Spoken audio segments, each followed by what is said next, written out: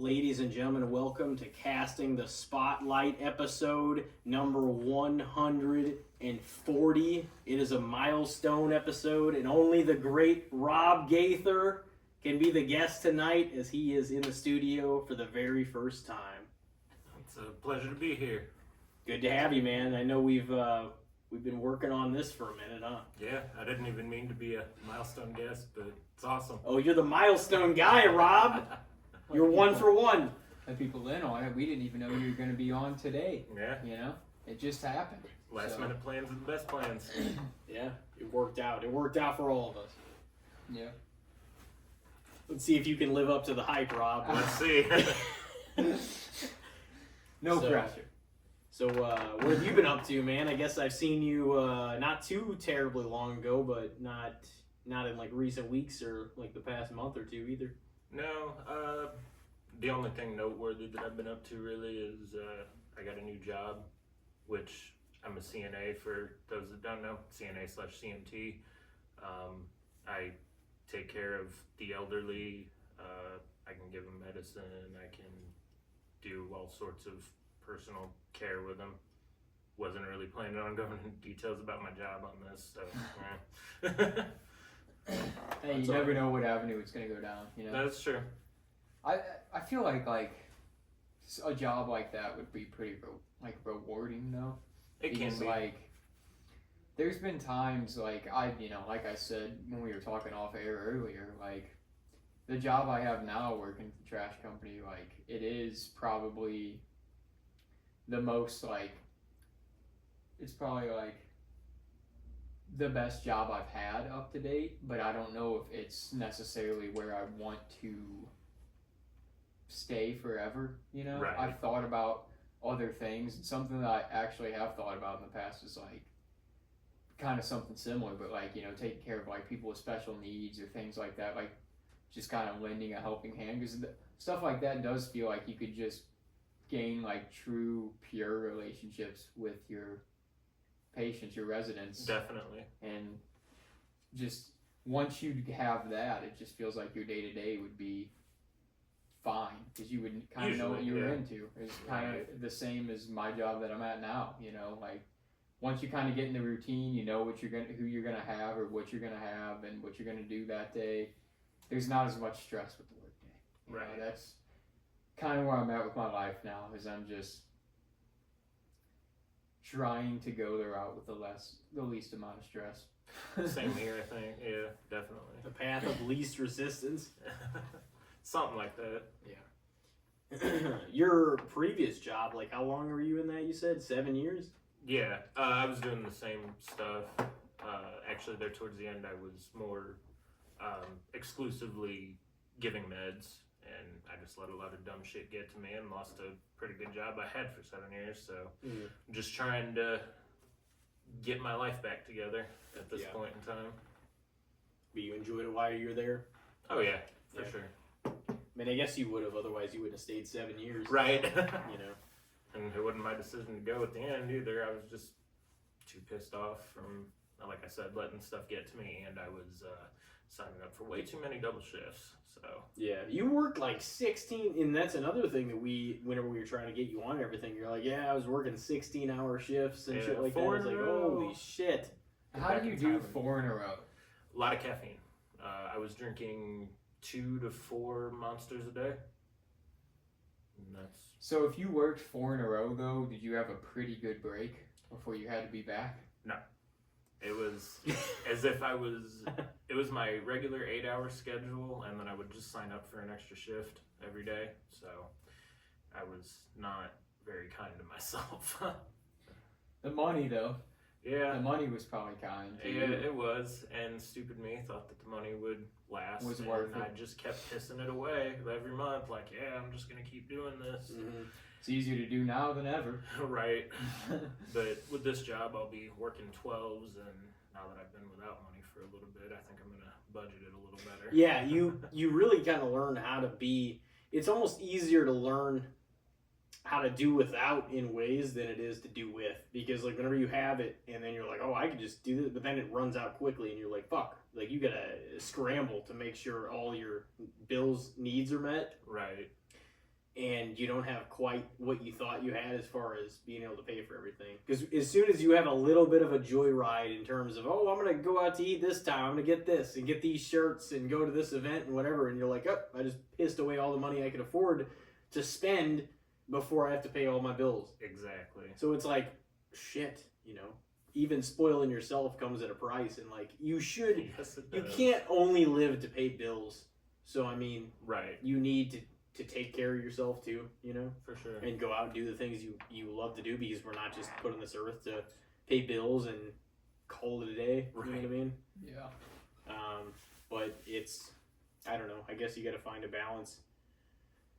But I mean, I learned that too. I mean, you know. Yeah, I think most people do learn that at, you know, like I said, like I was saying again off air earlier, like, dude, my early 20s, I was aimless. It's literally all I was doing was blowing money and being dumb, you know? Mm-hmm.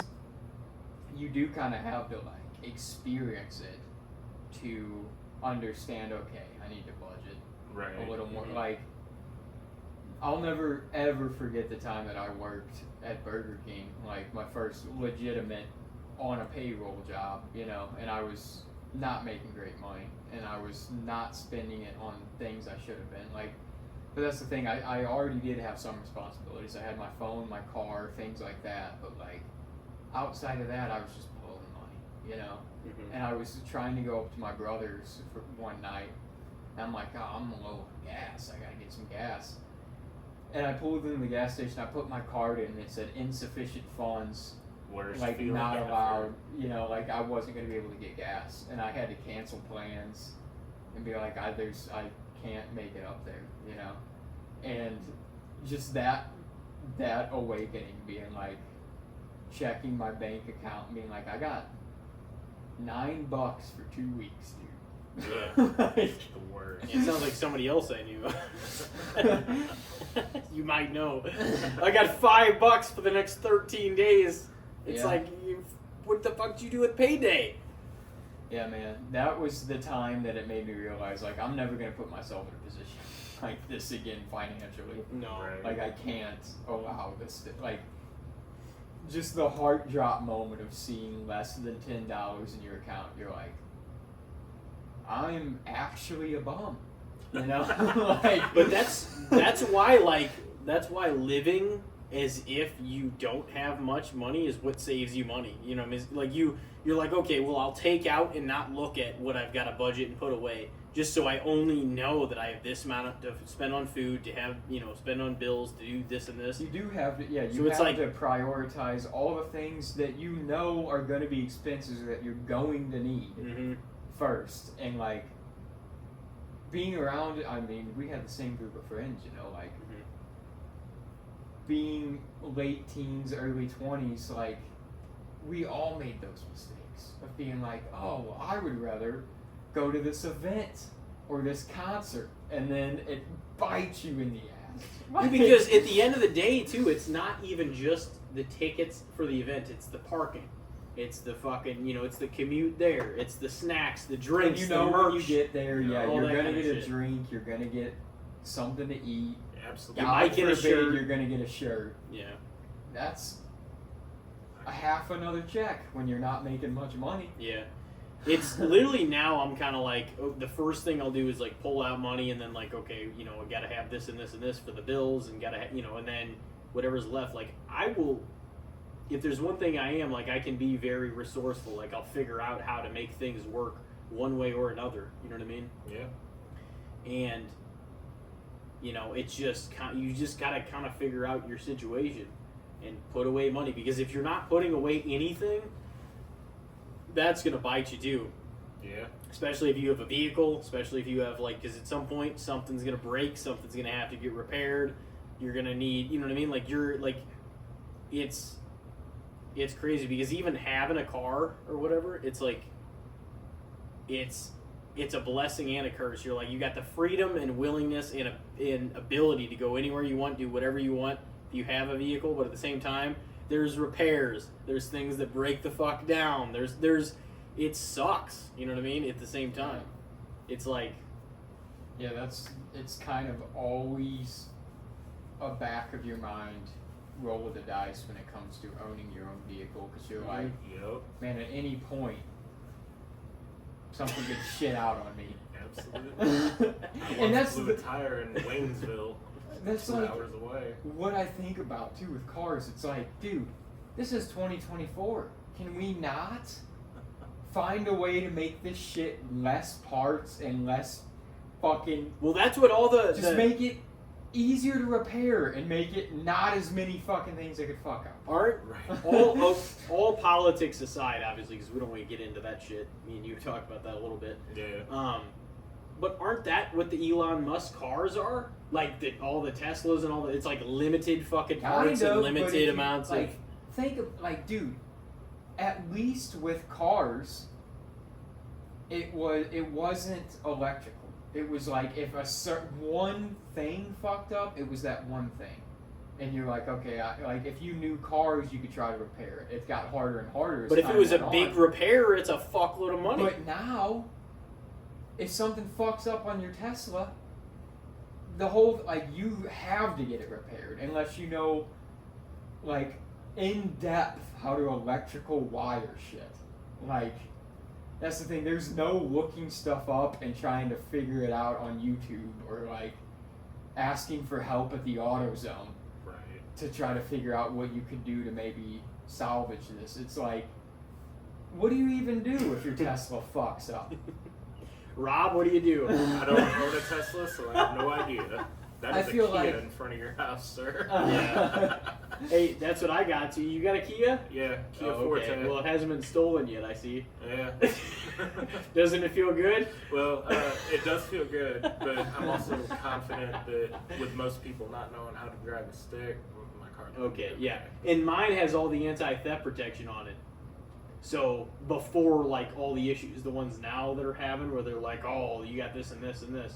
Now, like, people have been lifting them the past year or two. Oh yeah, the catalytic Mine converter. mine has all the shitty. But I mean, the thing is, if you really know what you're doing, you're gonna be able to steal any car. Right. If you really fucking know. Yep. Well, yeah, if there's You know. people that are actual hot wires that, like, do Yeah. the damn thing, then they probably, and that's the thing, maybe it was just a thing they just started to notice. They're like, huh, if you notice that It was a like lot, Kias a lot and more Hyundais.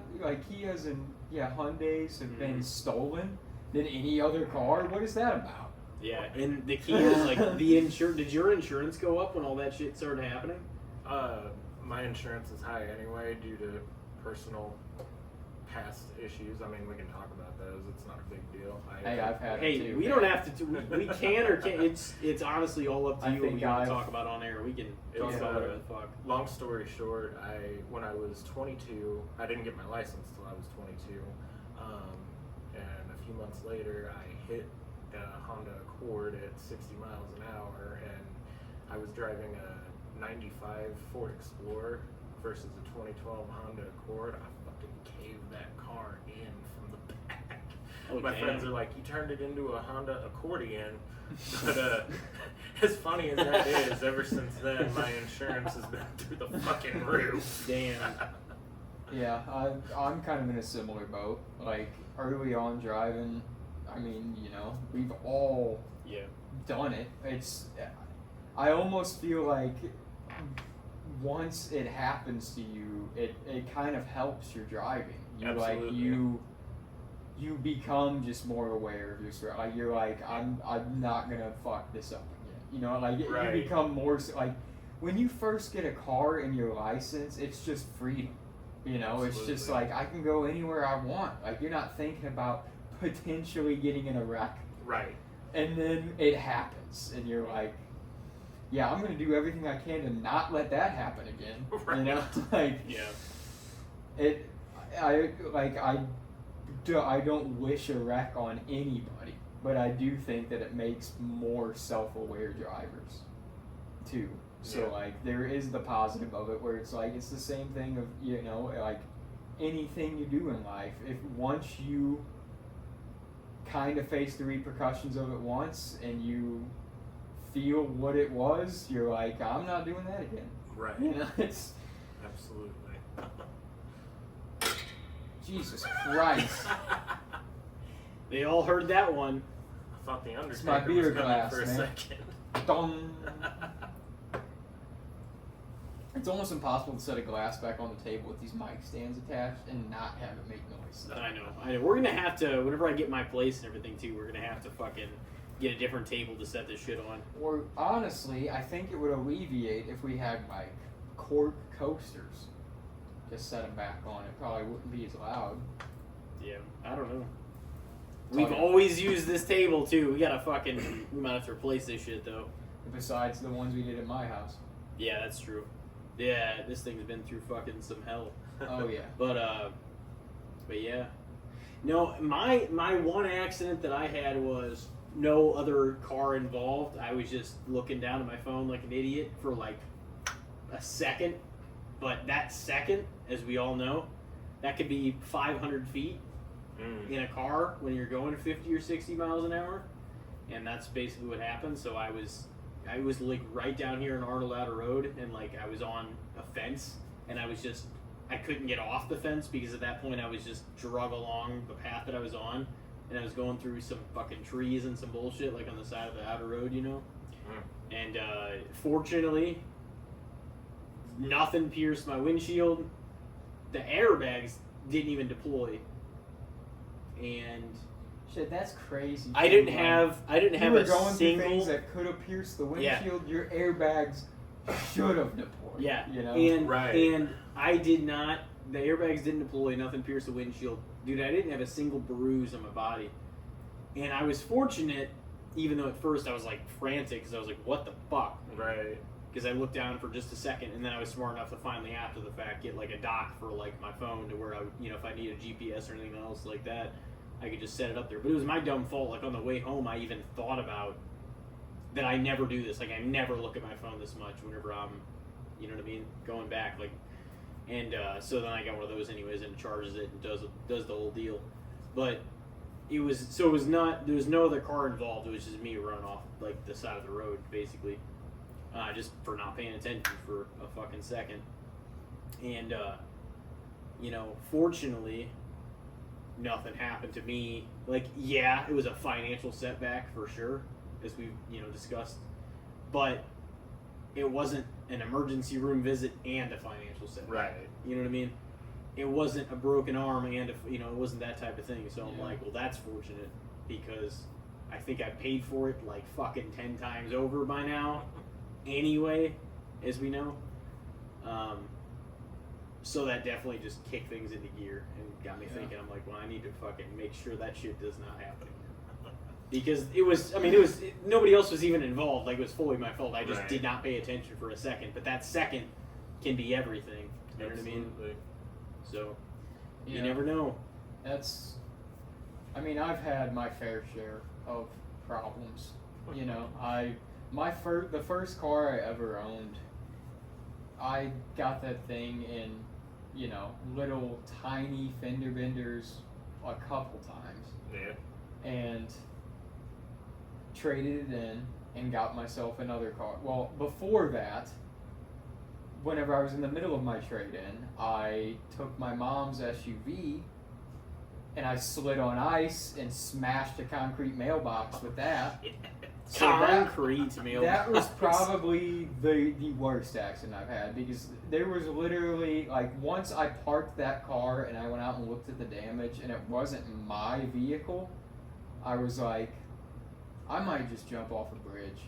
Like, bro, I don't even think I want to call anybody. I think I called one of our mutual friends. I think I called Riley before I called my parents because I was just like, bro, I fucked up bad.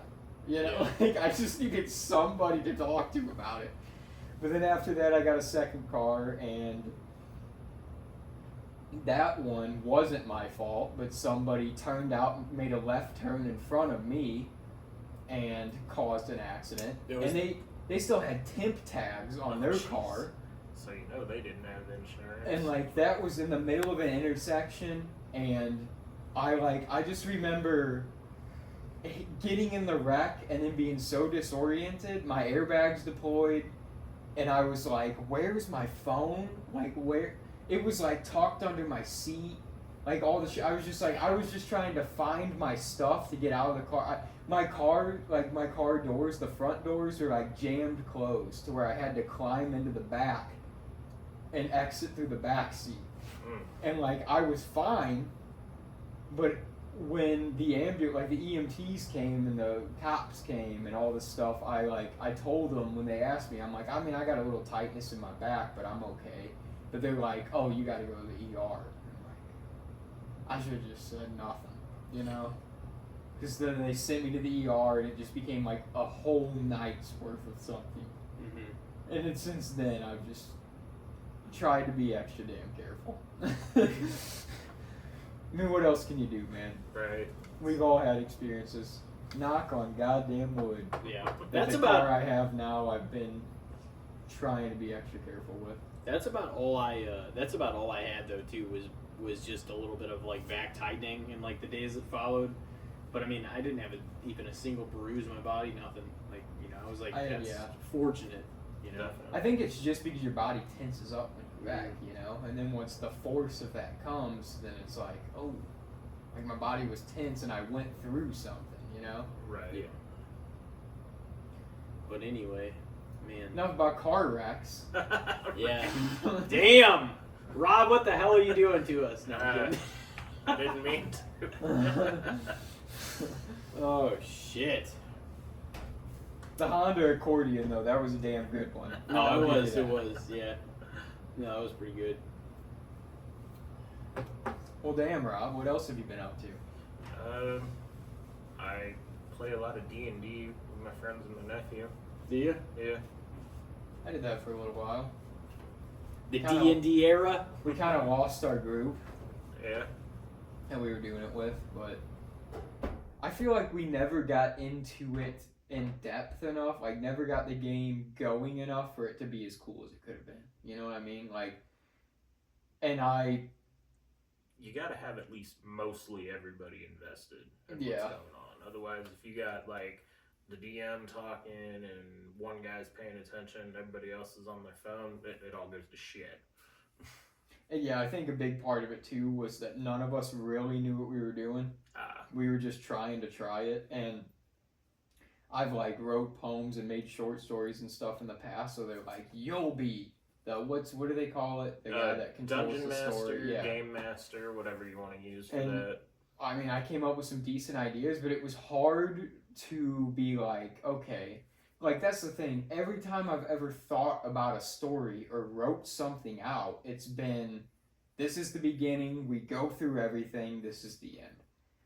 It's not like I have to write a bunch of stipulations in the middle of, oh, if you choose this, then this, you know, that makes it so much harder. Well, I'm pretty sure most of the time my friends just kind of like wing it. Like they might have a general plan, but then if one of us says, all right, well, I'm going to go in here, then a lot of times you're like, oh, shit, I wasn't expecting that. Like, okay, well, roll, and if you get 6 or higher, then you get this chest. You know? Right. That was basically what I did to the Dungeon Master. It was just like flying off the seat of my pants. Like, okay, I have the general story laid out, but if you guys decide to do other shit that I didn't plan, I'm just going to have to fucking wing it. It was fun, though. I don't think that I necessarily was... we didn't get as in-depth as we could have with it. Like, I think our friend Tyler Cheatham, like, he said that I think he played it some with people in college, and that he had a lot of fun with it. You know, maybe it was because I was a shit game master. Anybody could have took over, you know?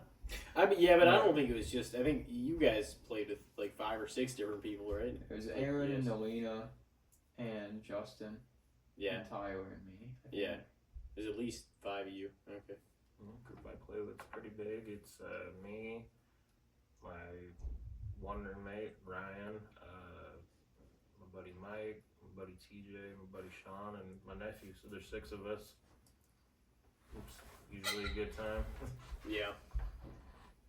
Some sessions I'm just like, oh, I'm not really feeling this, but I'll sit here and I'll roll when they tell me to roll. And then other times I'm into the shit as far as the actual role play aspect. But then other times I just kind of sit there like, all right, I'll do this and I'll roll. Yeah. Cool. I think that's anything. Yeah.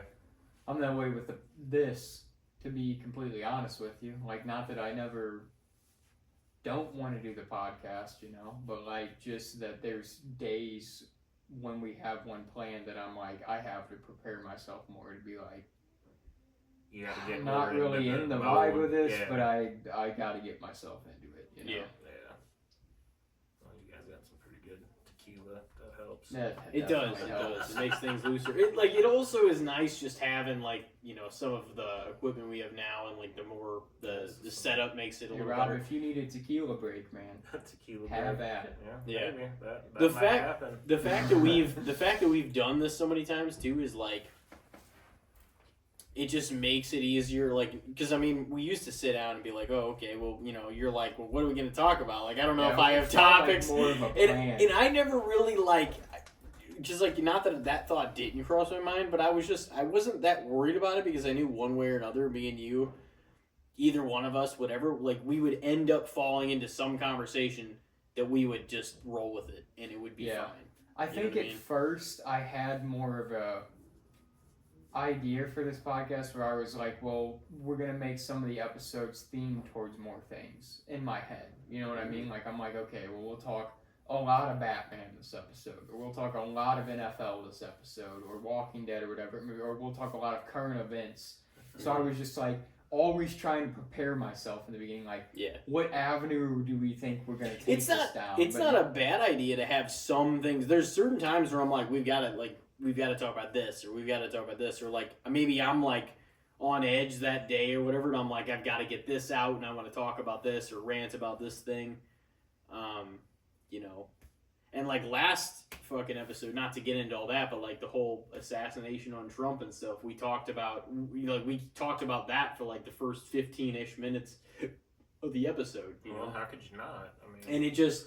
It's one of the craziest current events of our modern era. For Absolutely, better, worse, or in between, it's like it felt like we had to say something about it. You know what I mean? And since then, Biden has stepped down. Yeah. It's just keeps, dude. And the shit show goes on. The thing that I keep thinking is, I'm like, okay, you're gonna step down.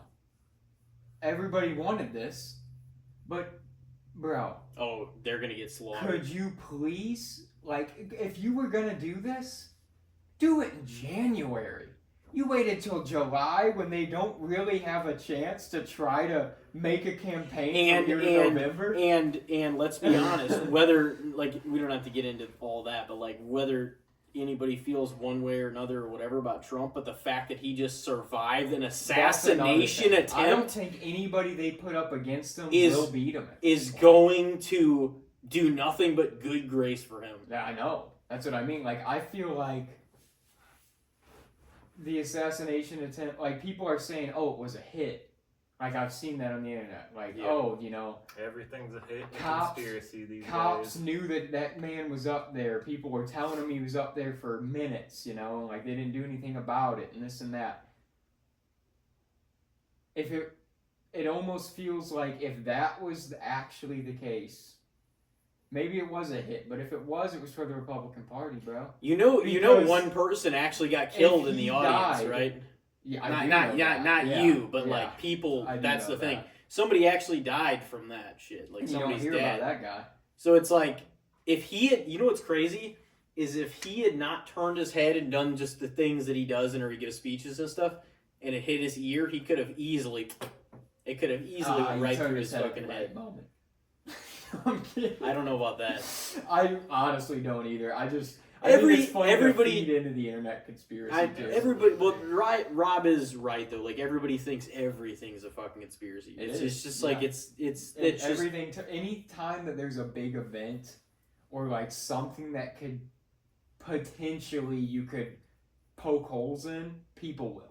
You know what's crazy is like it just seemed like that would have happened a long time. The attempt would have happened a long time before it did. Right. You know what I mean?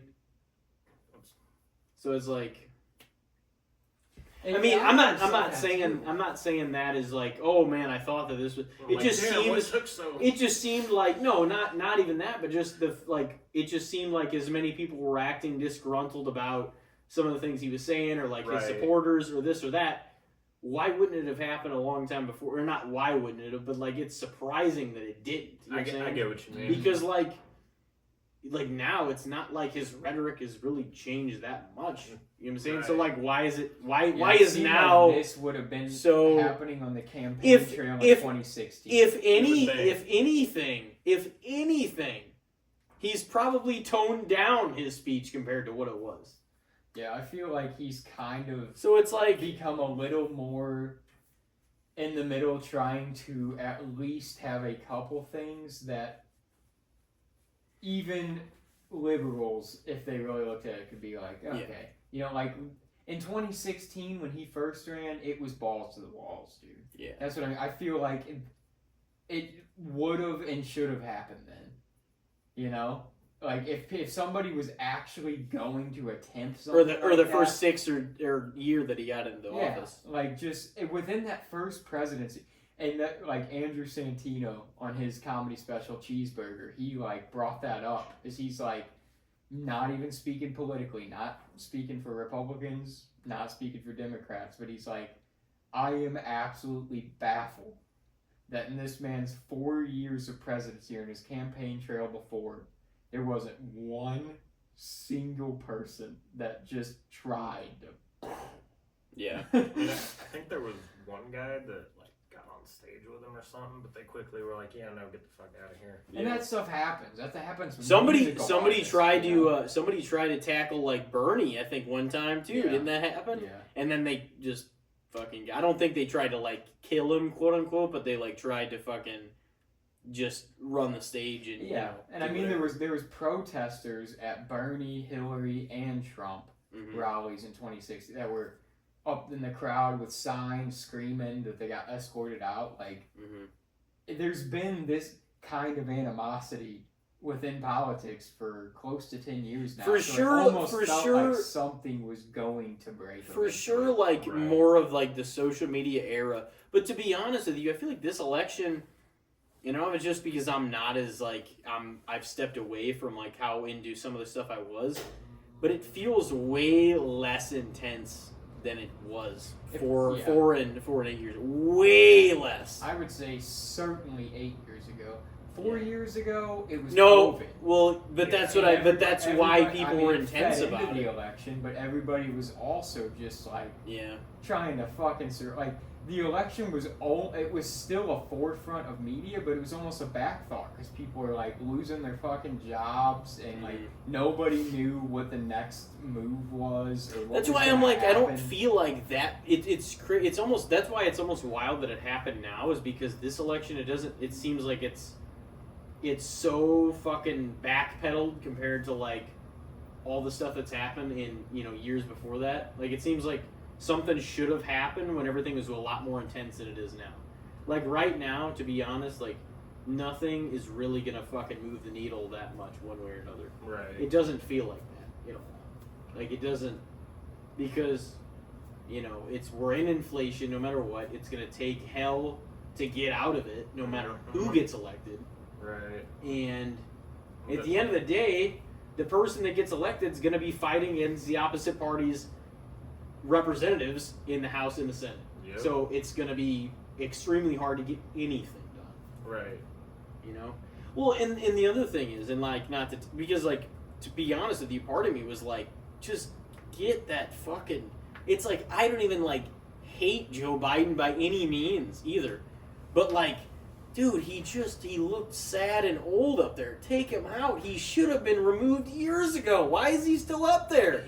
He's just too fucking old. That's Probably what I should have thought. just won. and He's then out stepped of it, down. and Yep. he looks like he has no idea where he is. And I'm not even trying to take shots at him, but he did not look like he even fucking knew what was going on. Yeah. It's like, why would this be the person? It's because he's the person with the most name value. And that's the thing too, is I almost feel like that at least with the GOP, the Republican Party, like their stuff, and I'm at this point I wouldn't even say I'm exclusive to any party, but like at least with the GOP, it almost feels like they're real.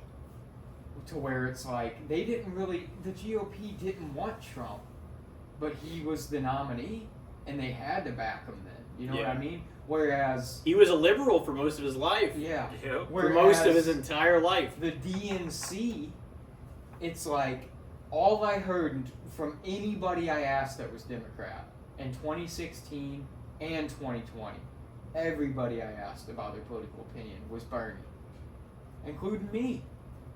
It was like Bernie, but 2016, Hillary was the candidate. I didn't really hear many people for Hillary.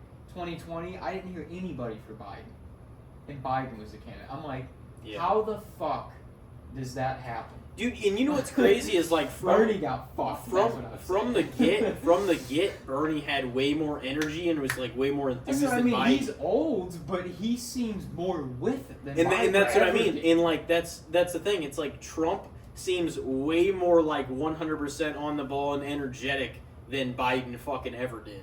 It's just like he is tapped into exactly what they Biden fucking was feel. past his prime of being able to be the president by the time he was elected. And then they're like, he got more votes than... And I'm not disputing that I don't think he won the election, but to say that more people came out ever to vote for him than anybody else... COVID. Really?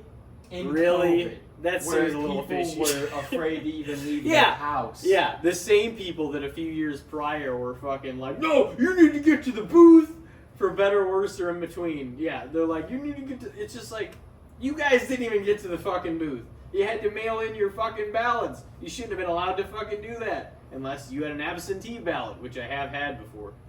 It's because I was voting in another state, and I was in a different state. You know what I mean? But it's just like, that's... And then guess what? Now everybody goes everywhere without masks, for the most part. Almost nobody wears them anywhere. I'll be honest, if I didn't work in healthcare, yeah. I'd forget. But see, about that COVID. makes sense. Yeah, I was gonna say, but that actually does make sense because you're there and you gotta, you know what I'm saying, you're gonna take precautions. Yeah, because that's the workplace. In the hospital. But that's not even because of COVID. That's because of everything else too. Right. You know. Yeah, like you have to gown up and mask up for certain people anyway. Yeah. You know, so it's COVID was just everybody, and it wasn't even because it was like, this is the deadliest virus we've ever seen. It was because it was a new virus. Yeah. And it was something we didn't have a cure for or a vaccine looking for, back, so though, people were scared. It's looking back though, it's so ridiculous that they acted the way they did. Fighting over toilet paper and fucking paper towels and That's fucking humanity, dude. Bro. It was so ridiculous. You've got to stay 6 feet away from me. Fucking calm your dick. Like, let the apocalypse happen and watch how humanity just turns on each other immediately. They do. They will. That was just the like sample size of COVID. That was shit. like our mini apocalypse of what the public thought. Oh shit, everything's closing down. Right. It wasn't shit in terms of. Everyone turned on each other immediately. Yeah. Like that's what like people passed away, but it wasn't shit compared to like the worldwide viruses and you know, plagues that the world has experienced before that. Yeah. It was like World War III, it was not even a fucking percent of the entire world. Not even close. It was people that, like, honestly, yeah, if you had pre-existing conditions or you had, you know, medical problems already in your life, then yeah, you should have taken the precautions and been worried and tried to not get it. Yeah. Like any other virus. Right. You know? And I don't think that we might have went a little overboard, but I'd rather us go overboard than underboard, kind of, when it comes to something new like that. It was getting dumb though for a minute. And closing that was everything the down public, and fucking acting like you can't stand this close to me because of blah blah blah. Like people, and guess what? Guess who was right after all that, and guess who was wrong? Everybody that fucking isn't wearing a mask now. They were wrong. They look like idiots. And they try to minimize it like that didn't happen. No, it happened, and you overreacted as fuck. I see people still wearing masks in public, you know? But here's the thing, it's like, in your car alone by That's yourself. crazy. Who are you gonna catch it from? Who? They're worried that the stuff coming through the vents is gonna get them. It was overreacting then. It's overreacting now, and I don't know. You got more danger getting fucking poison ivy, the flu, or fucking food poisoning. You know what I mean? Like you live just as great of a chance of dying, and now we know what even precautions bring to take. The words food poisoning, bro. That's the worst experiences I've ever had in my life. No, it is brutal. It is brutal. Threw up like 13 times in like an hour. Oh damn! I've never, other than like an allergic reaction to something, I've never had true food poisoning. Really, I've had it twice. That sucks. I truly don't know if I know for sure once I had it. I woke up in the middle of the night like, you better get to the toilet in 30 seconds because you're throwing up. And that was because I ate, this is my own fault. This was fucking stupidity. But I ate day-old sushi. Oh shit. Bro, I kept it in my fridge. It was less than 24 hours. I'm like, dude, there's only 3 left. I'll probably be chilling. And I ate them. And then that night, I woke up at like 2, and I was like, oh fuck, it's happening. And then after that, it was this past Thanksgiving. And that's when I don't know if it was actually food poisoning. I think it might have just been an allergic reaction. I haven't ate salmon since then because I threw up 13 times in like a 90-minute period, maybe. That definitely sounds like. But poisoning. everybody else I ate dinner with didn't get sick. I would be way more sketched out about sushi than salmon. I think that might just be an allergy. Like I honestly feel like some family member poisoned your dish. like something. I don't know. Just like because I'm like, okay, if nobody else got sick, I must just be allergic to some shit. Could be. Whereas yeah, the sushi, there was no second thought to that. I'm like, that was me. Yeah. You never got food poisoning, Rob? Never. Man, you're lucky. No, just the You got pancakes put me in the ER. That That's was the true. closest. Yeah, I mean, you've had your own stomach issues. Right. What was it that put you in the ER? You said? Pancakes. Oh yeah. Gluten. Yeah, I was gonna say that. Yeah, earlier. gluten. But yeah, it was like I made big fucking pancakes. Or as I told the doctor, because the ER was like, you need to follow up with your primary doctor. And the doctor was like, what'd you go to the ER for? I said, well, I ate what you as the doctor would probably classify as an unhealthy amount of pancakes. And she just laughed her ass off. Dude, I don't even eat pancakes like really anymore. Like, okay, I'll clarify. I don't really eat like regular pancakes. Just never really sound appealing to me anymore because it's fucking almost. It's bread and it's like fucking nothing. It's like it's not if it's got fruit in it or it's got chocolate chips. That's a maybe. But like I'm probably gonna choose waffles anyway. Yeah. If I did eat that kind of stuff for breakfast, and it's not very often. Because I just generally gravitate more towards like protein in almost all my meals instead of carbs. Yeah. You know what I mean? And I just feel way fucking better. And I feel way sharper and I don't feel like sleeping the whole fucking day. But I don't know. Like regular pancakes are just way too fucking dry, in my opinion too. Gotta load them sons of bitches up with butter and syrup. Always. Well, yeah, but see, that's the same thing with the cheese on the White Castle fries. There's shit, and what's actually good is the fucking cheese on the fries. It's not the fries. Yeah, you're just getting your sustenance through the fries or the pancakes, but it's the butter and the syrup and the cheese that actually make it able to get down. I used to love pancakes, and then I like just wised up to the act. I'm like, no, they're kind of bullshit, honestly. Yeah, I've always been more of a waffle person as well. They're just too dry, man. Pancakes are super easy though. Yeah. I mean, waffles are easy if you have a waffle maker. Right. But pancakes, yeah, you just get the the batter and you just pour them in a pan. Yeah. You know, like waffles, you have to have the machine and you have to flip the thing if you want. Unless if you're not buying Eggo, you know. Right. Anybody can put Eggos in the damn toaster. Well, almost anybody. Maybe there's somebody that might fuck that job up. Probably. If I had to put money on it, I'm sure there's somebody. Yeah, and his name is Tyler Stevens. Oh, damn. Sorry, buddy. Oh man, he's pissed at you, Rob. He's gonna hear this. He might kick my ass. It's like you gotta set the toaster setting on 2, not 8. You know? Otherwise that shit's gonna be burnt.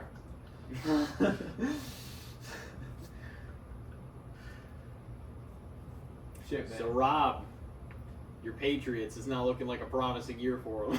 Yeah, it's new coach, new quarterback. Yeah, I saw a Facebook post from Rob. He seemed to be Optimistic. holding decent confidence. Yeah, like I said, it's not. Oh, they have like a 10% chance. It's 50-50. We're either making the playoffs or we're not. That's it. Yeah. You're not making the playoffs. That's okay. I feel I'm like. sorry, Rob. I mean, that's every team's chance at the beginning of the year. You never know. Absolutely. Drake May is not starting though at all, is he? Well, I'm gonna sound like a bad fan here, but I honestly don't know. No.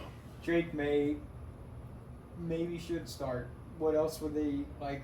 What would he draw should, more 'cause eyes? It's either him or Brissett, and Brissett's serviceable, but I think he's gonna start. I think they're gonna kind of see how it goes, and then maybe they'll put Drake May in. But Drake May was like the third quarterback taken off the board because it was like Caleb Williams, Jaden Daniels, Drake May. I'm pretty sure. Dude, there were so many quarterbacks taken in the draft. It was definitely a quarterback heavy draft. Next year's not even fucking close to as good of a quarterback draft. I think it's every few years. It's quarterback heavy draft this year. It seemed really heavy this year though. It was like 8 of them off the board in like the first 10 or 12. I don't know what the exact numbers were, but it was a lot. Yeah, the first 10 rounds was like over like half or more quarterbacks. It was crazy. And then because it was Penix, it was J.J. McCarthy was also off the board. Other than those 3 that we just named, Bo Nix, that's 6 of them right there. And then people like there was the shocking Desmond Ritter to the Falcons. I think wasn't that it? Penix to the Falcons. It was Penix. Yeah. That's still After that's signing like Kirk what? Cousins, And now Kirk's looking over his shoulder. Let's just create our But own the thing quarterback is like controversy. Penix is going to sit under Kirk Cousins for a year, most likely. The thing is, he's already like 24, 25, so it's like you can't really sit him too long. Right. You can. He's a But- quarterback. He can play till he's 40. But you also, but he's already that old. Some of these motherfuckers are 21. Like They're if it was a starting. running back, he'd be like, "We got 3 years." But if Right. it's a quarterback, Running like back's 30, they're so he's protected. basically dead. But I don't think he's gonna. It's gonna be a year tops before he starts in the Falcons. I honestly feel like with the new rules of the NFL and like how they kind of do favor the offense, that like a lot of these offensive key players, especially the quarterback, you'll start seeing play a lot later. Just like we're seeing wrestlers wrestle a lot later than they ever did. Like I feel like quarterbacks are going to be in the league to their early to mid 40s, and it's going to be a commonality if they're good. Yeah. Like You never know how long Mahomes is going to play. he's going to play till 40. If something doesn't happen, that dude's not going away within the next decade. Yeah. I acknowledge him as a good quarterback and a good player, but the Chiefs aren't my team, so No. I usually root against them. Yeah. Yeah, I think we're kind of all in that boat. I definitely don't want those bastards to three-peat. If my team didn't get to do it, neither do they. Yeah, that's crazy that they didn't, and they won so many. Right. My team won 6 in 20 years, but not any of those 6 were there was the back-to-back in 03 and 04, and if things go a little bit different in the 2015 AFC Championship, then yeah, my team wins 3 in a row that way, but it was 2014, 2016, 2018, every 2 years. You For hit that the last even run. years. Yeah. It's 2018, I didn't expect the Rams to not show up that game. That was a bad game. Yeah, it was not a great Super Bowl. Not hardly at all. It was like, oh, what's this team gonna do? Fucking nothing. What's this team gonna do? Fucking nothing. And then at the end, it was like, oh, well, the Patriots just put them away. All right, cool. Yeah. It was like just a heavy defense game. Yeah. Which is kind of nice to see every now and then, because Not in the Super Bowl. I know, but because the defense is as crippled as they are, like, it is nice to see them be able to get a strong performance game. But yeah, what was the final in 2018? Like 13-3? Yeah, that was what it was. Yeah, that's a pretty lackluster Super Bowl. Yeah. Yeah. That's like a week 6 game that nobody talks about. Right. Was that a 1 touchdown Super Bowl, or was that 2 touchdowns, no extra point? That was a 1 touchdown Super Bowl. Oh my god! Oh my god! Hey, I mean, it's a ring they can take home, Yeah. No, it is. regardless. And like It is. I say sometimes. I'm glad he got a. I'm glad he got a. Wasn't that long ago, damn it. I'm It glad he got a really wasn't. Bucks one after that, because Oh, that was yeah. a much better Super Bowl. I was very happy with that Super Bowl. I was actually working, but I was on the memory care unit where the people with Alzheimer's might escape, so they got to be on a lockdown. We try not to say that, but that's what it is. And so I was working over there, and my coworker was just kind of like, you can sit and watch the game. I'll do what needs to be done. There's not that many residents over here. And I'm like, fuck yeah. So I got paid to watch Tom Brady whoop ass that time. Whooped ass on the Chiefs, man. Yep. Yeah, that was a fun Super Bowl, though. Mhm. That was was that the next year? Or was that 2 years later? It was like 2021, Okay. but it was like It was the 2020 season. Yeah, So, 20 so it was, February 2021. Yeah, that was good. I like that a lot. And of course, Tom fucking Brady is going to be the one to lead the team to play the Super Bowl in their home stadium for the first time. Yeah. I almost And then- wonder if and then that factored Stafford- into his free agency. And then Stafford did it the very next year when they were at SoFi. Yeah. And Which- like won. See, what I want to see now that we've seen, like, we'll use SoFi as a good example. So we've seen the Rams play at SoFi. Now we need to see the Rams versus the Chargers in the Super Bowl at SoFi. That would be something. Like, one of those shared stadiums that has, I mean, I wouldn't want to see it really, but another example is the Jets and the Giants Yeah, I in was going to bring Meadowlands. them up, too. Yeah, I'm glad you didn't. Yeah, those are the only 2 stadiums that could happen. That is Right. very I think so. unlikely. Yeah. I feel like throughout the history of the NFL, though, if the scheduling, the conferences, and the stadiums stay the same, there's a good chance it'll happen at some point. That either the LA teams will play each other in The LA teams right now look like that's a hell of a lot better of a shot. or the New York teams Especially, will play each other. I don't love think it'll me some happen Jim soon. Harbaugh, so I'm kind of Mhm. excited for what the Chargers might do this year. Yeah, that could be exciting. They're one of those teams, like kind of like the Bears, with all this talk they've had this offseason. Like, they're one of those teams that I feel like is going to be under a microscope when the season starts, because they've made a lot of different moves, you know. So people are going to be like, is this going to There's a lot of hype around them. affect anything? Or are they going to be the same old team? I truly feel like Justin Herbert is a good player that has just Oh, yeah. squandered his years away in Los He's still Angeles. young. He's still young. He's got the coach now, so it should be a different. It should be win now with Justin Herbert. Yeah. Oh, it's definitely win now, and that at 49, it's not win now for any team more than it is the Niners this year. I mean, I'm not saying I'm saying I don't want it, and I don't think it's gonna happen, but there's no more team in a more detrimental spot to win now in this year than the Niners are. Yeah, Everybody's getting older. especially 'cause They're the not going to be Giants- able to afford everybody. Well, did they trade Ayuk? No. yet? Or Yeah, they is that- did recently, didn't they? I don't think they traded him. They He were was talking about requesting it, a though. trade. He was No, requesting he's it, requesting one. Yeah, they didn't trade him.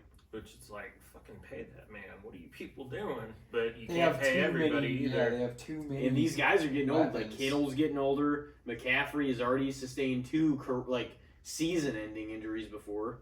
They're not going to be able to rely on him forever. Right. So, I don't know, man. I don't want to see the Niners fucking keep getting there, though. Somebody's got to stop them. Fuck them. No Chiefs, no Niners this Super Bowl. That'd be nice. Anybody else against anybody else. Well, the Ravens, they might be a good pick to at least make an appearance with the combination of Lamar Jackson and Derrick Henry. Yeah. Well, every year, though, like, they're always like, oh, Ravens, I got the Ravens in the Super Bowl. Yeah. And every year they dominate the regular season and then they fall short in the playoffs. Yeah, they won in 2000 with an all-time type of defense, and then they won in 2012 with Joe Flacco just going on the run of his life. Mm-hmm. Yeah, that was an awesome Super Bowl, though. An Yeah. awesome, run up to the Super Bowl. Was that 2012? Yeah, that and that was another pretty one great. that the Niners lost since we were. Yep. Yeah. Oh, I was so happy about that. I wasn't. I wanted Moss to get his ring. Yeah, I did too. I think I was going Niners that year. But Well, I was definitely going Ravens. I also didn't care if the Ravens won because I was like, Flacco, he's put it together this year. It's Ray Lewis's last year. Like, there was. And Ed Reed wasn't on the 2000 team, so he deserved a ring for Yeah. sure. I won't Reed was cheer such an for any underrated fucking player. San Francisco team. What the? Fuck them. I just fucking- don't like any of them, Yeah. any of the teams. Well, I know Randall. His thing was, he was with the Rams when they were here in St. Louis, so 49ers, they're the damn division rival, so he can't root for them either. So I thought maybe that was what you were getting at. Oh no, I honestly no. I don't even hate the Rams, to be honest, by any means. I don't think that they have as good of a shot as this year as some people do. You know what I mean? They actually did do okay, and then they barely lost that game against the Lions, but they lost. Yeah. And I don't know, man. It's too. This isn't 2 or 3 years ago. This is going to be This is going to be a much harder year for somebody like the Rams to contend with. You know what I mean? It's just, and if Burrow stays healthy too, there's a lot more competition in the AFC. Lamar, Allen. It's hard to think that the Bills won't have a lesser year than they had. I felt so damn bad. The Bills. They can't win right again in the playoffs. Everybody always thinks that he can compete on the level of Mahomes and fucking do that. And every single time, they get shut down. Yeah, well, I would argue that it wasn't Allen's fault this last time. He did miss one pass late, but I'm not saying it was all his fault. That was their time to beat him. It was in Buffalo. They had everything running on all fucking cylinders. They had every chance in the world to beat Pat Mahomes, and the very under fucking this was by far not the best Chiefs team in years. not at all. Not whatsoever. They had every single chance to beat this Chiefs team. If you didn't beat that Chiefs team, you are not going to beat this year's Chiefs team. It's just not going to happen. Not without some bad juju affecting the team. No, it's just not going to happen. I think the two teams potentially to watch, like you said, if Burrow can stay healthy, to stick it to the Chiefs this year. If they the Texans have put together a hell of a unit. They're young, but just like the Packers, I feel like the Texans and the Packers both could be sleeper contenders this year, and the Bengals, those, because the Bengals have proven before that they can. They don't have all the pieces they had when they beat the Chiefs the first time. But I feel like the Bengals and the Texans have the best chance to beat them in the playoff. Maybe the Ravens, maybe, but we haven't seen it yet. For the Ravens, yeah, not this last That- set of playoff games. The Ravens team that showed up in that game was not the Ravens team that played all year. The Ravens didn't show up. Yeah. Shit. But I mean, that's what's happened before. Like, that's what happens with several, like, Lamar performances in the playoffs. Yeah. You know? And he's a great player, too. He is. Him and Allen are both really good quarterbacks. Yeah. It's just they have to contend with facing Mahomes in the playoffs every time. It's going to be unavoidable. Well, it's kind of like with Brady. Yeah. You could argue he's the reason why Phillip Rivers didn't get any rings. Or, like, fucking... Well, he had... And, like, also, like, that's who fucking Roethlisberger ran into. Yeah. That's who fucking Peyton Manning ran into. They would have both won more, but they always ended up facing Brady, and they fucking seldom ever beat him. Right. Yeah, when it comes to the playoffs, like, Mahomes is the new Brady. Because, like... all he does is fucking... That's what I said. I said this as soon as the Chiefs won their first Super Bowl in this recent era. I'm like, they feel like the next Patriots type of team. Yeah. And everybody didn't think that, and I was like, that's exactly what's happening right now. Because, yeah, like, those guys, you know, Allen, Lamar, Burrow, like, they've all beat him in the regular season. They've all done it. But when it comes It's a different animal. crunch time in the playoffs, the only one to do it is Burrow.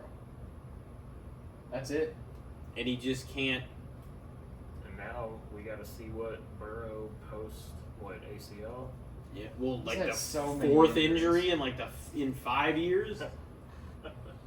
So it's So many. It's just it's hard to be like, okay, like he is that good when he's there. Right. Well, that's the big thing when people argue Kelsey versus Gronk. I can see that Gronk was not on the field very much as a Patriot, but when he was on the field, he made all the difference. Mm-hmm. But I can also see like the argument for Kelsey. But see, that's a trait that you need. You need to be dependable, and you need to be there. Yeah. You know.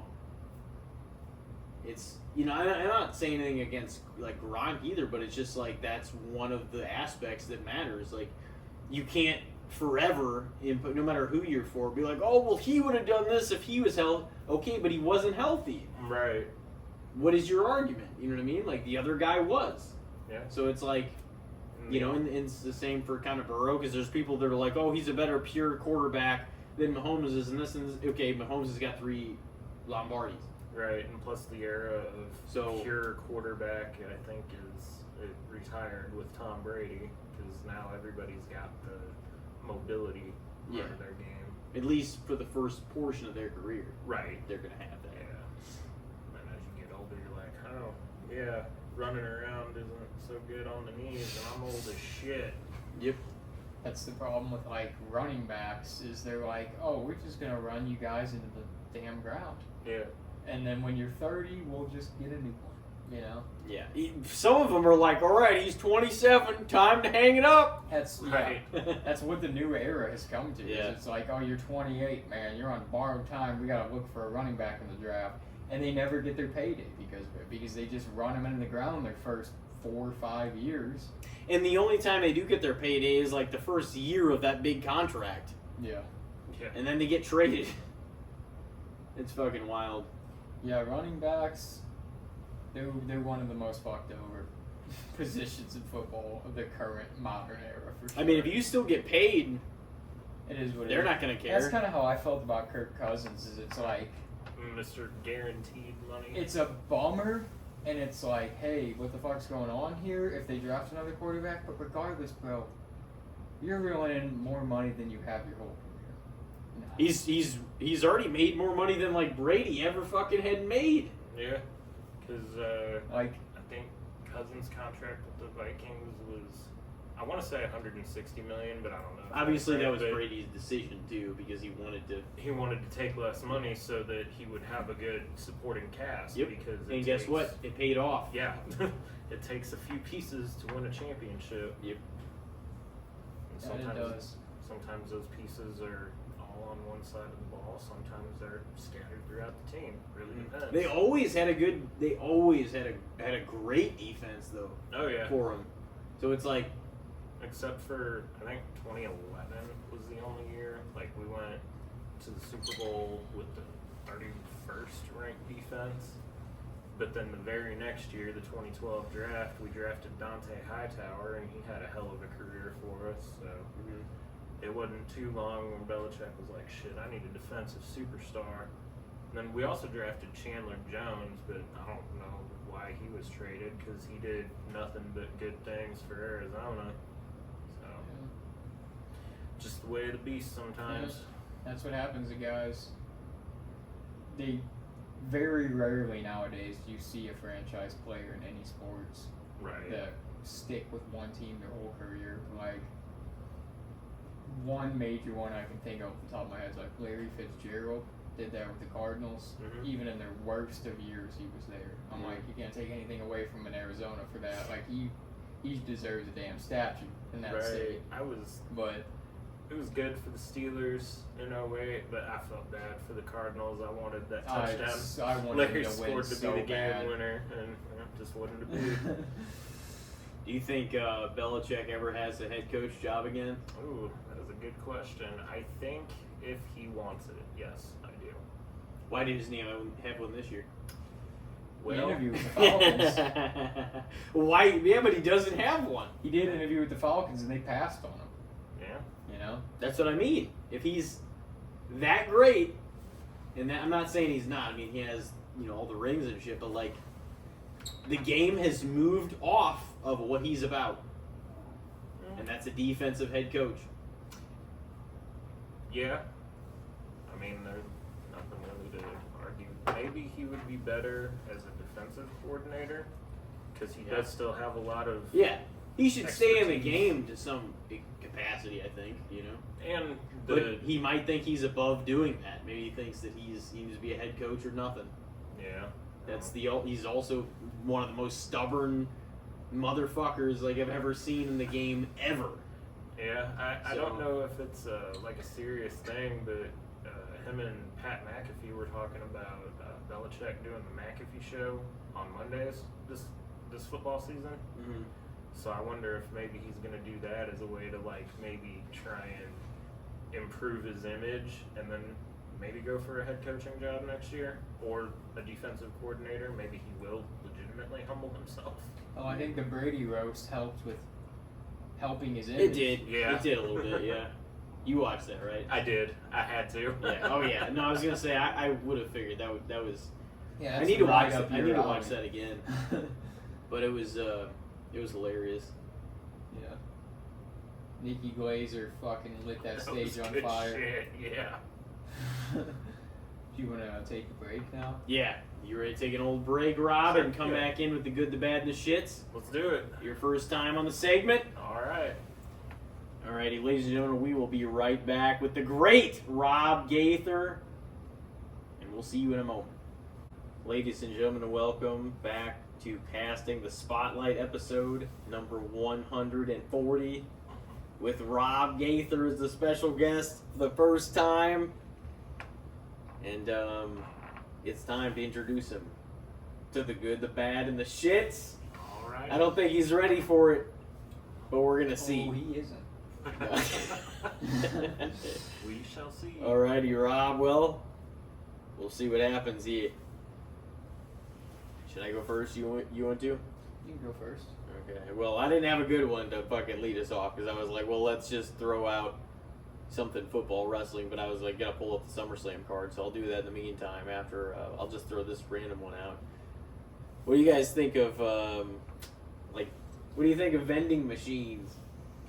You think fucking the convenience is worth the price, or you think?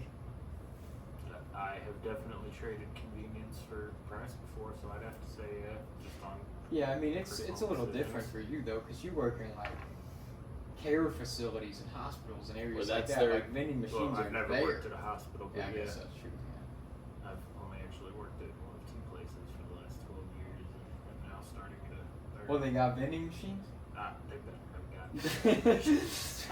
He uses that son of a bitch every day. Yeah, because I was thinking about I it. need my Dr. Pepper. Some people would argue, be like, "Oh, it's the type of shit," but you can get some actual like decent snacks out of a vending machine. I don't know if Sometimes, it's yeah. wise to fucking get your meals that way. You know? Probably not, but just a snack. It's But- yeah, it's a good Yeah. if you're like if you're at a location for a long But time also- and you're kind of stuck there, you need a little sustenance, a little snack, something in your belly. It's like Yeah. you're more than happy to see a vending machine. Absolutely. In like a hospital or an area like that, you're like, oh, thank God. It also kind of goes for not just the food ones and stuff too, but like just the drink ones, and obviously we used the fuck out of those just growing up. Like they used to just give you the cans of soda for like 60 cents and shit. Yo. That was like $1.40. Probably $1.50. You think? Something like that. For like a can. It's like, what the fuck? We know this is not expensive. Well, I know at the This job aluminum. at the job I just left, it was still $1 for cans. So I was like, well, that's one thing you guys are doing right. Just the one. But anyway. Dude, vending machine sodas. There's something about a vending machine soda though that I'm not usually the biggest fan of. Like I know that apparently they're chilled in there, but like there's something about it's like how long has this just been sitting in this little conveyor belt in a can, just waiting to be rolled out of here? You know, I don't know. Just something about it. I'm just like, this is probably one of the most low quality ways you can get a soda. It's not a bad way to put it. But like, I really thought about it that way, but now I'm like, well, Yeah. son of a bitch. but they're like, I mean, they're convenient sometimes too. You It know, is just the pop your shit in convenience there. if you're there. That's what I Yeah. mean. It's most of the time, vending machines are all about the convenience. It's because It's- you're in the location. Right. Most people find it more worth it to just grab like at the very least like a fountain soda from the gas station. Well, fountain That's pretty soda is big. like one of the best damn ways to get a soda. For sure. You think? Yeah, Yeah, because they're still. I would almost say like Relatively. I think bottles are probably lower than cans. What? You think? Dude, You get bottles a lot. I get like because they come in 6-pack, Yeah. so it's like I don't. Sometimes I'm not trying to get the whole 12, you know. But like a bottle, when you unscrew it and it lets out a little more carbonation every time, then you drink some more and you screw it back on. Like every time you unscrew that cap, it's a little less than it was the time before. Yeah. Well, when you drink it, it's a little less than too. So Yeah. Cans are Yeah, sodas, not bad. man, they don't hold up. That's what I'm coming to the conclusion of. You could drink them forever, but they definitely are not the same quality. They're like, I feel like it goes down after like 3 months. You could probably give it give it a while.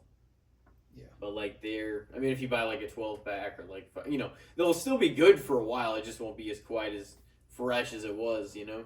Yeah. Soda's a lot about freshness. There's so much carbonation, you know? I mean, and that's the thing. I've never been one, though, really, to like bitch at somebody if they're at you're at a party, there's a 2-liter and it's flatter than hell. I'm not going to make a comment about it. right. I'm like, I can drink a flat soda and it's like, it's whatever. Yeah. And it still tastes decent. Yeah. Sometimes it's like, oh shit, this is better than nothing. Yeah. If this is what I got here, fuck it. I'll Right. take more of that Dr. Thunder, that flat Dr. Thunder in a 2-liter. What was the vending machines. Yeah. Yeah,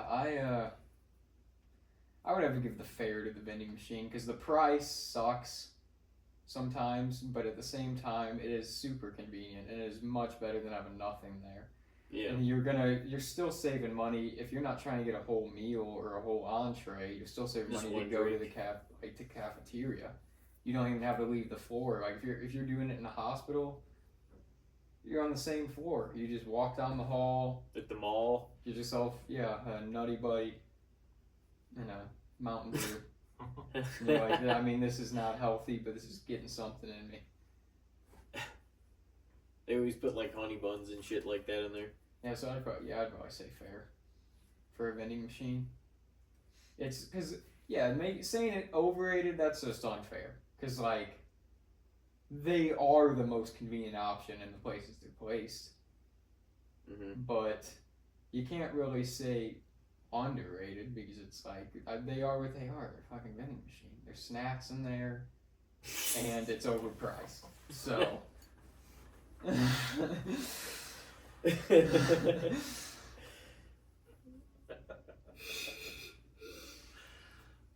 It is what it is. Yeah. What are you thinking, Rob? That was a funny way he put that. That was what I was thinking.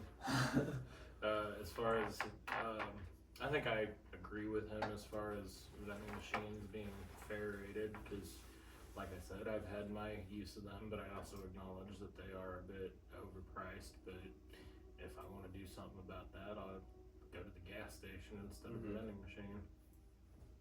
In most cases, obviously, if I'm like visiting somebody at the hospital or whatever, that's a little different. But I was thinking from a standpoint of me being at work and just being like, oh, I can either leave the building on break or I can go to the vending machine. Yeah. And even gas stations spike up the price on things. Yeah. It's still a convenience. But store. most of the time, like, admittedly, they still, it'll be like under $1 for like a large soda or whatever, and it's like nowhere else can you get it shit for under $1. Right. And like you can still get like $1 or less fountain soda. Yeah. In most places. Yeah, Like Circle K. Circle K K for that. Yeah. up to like 90 cents now. I don't remember when it was like 38 cents, or no, it was like 62 cents or something. I don't something fucking like know. that, or it was. I'm not gonna get. I the remember it exact being number. 79 cents for a while. Yeah, I think 79 is the number I'm thinking of. Even the Polar Pops, man. The only ones that haven't really caved are Arizona tea, I guess. Yeah, well, I've seen some posts, but I don't know if they're accurate or not, so I can't really say. Because people will take a picture of anything and say, oh, this and this, and really it's not bad at all. Mm-hmm. An example recently was, it was a picture of a guy, it was an older couple, like elderly, and they were in front of their garden, and it was like middle of summer.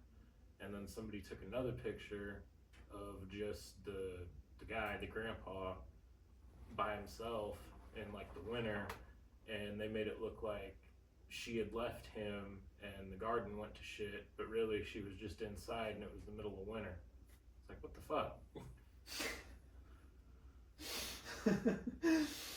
Yeah, it's the internet, man. You Yeah. can't really trust anything you see on there. Hell no. Honestly.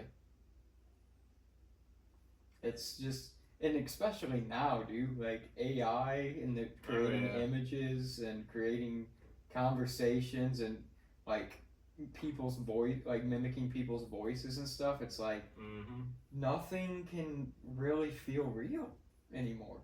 It almost feels like it's like, in some ways.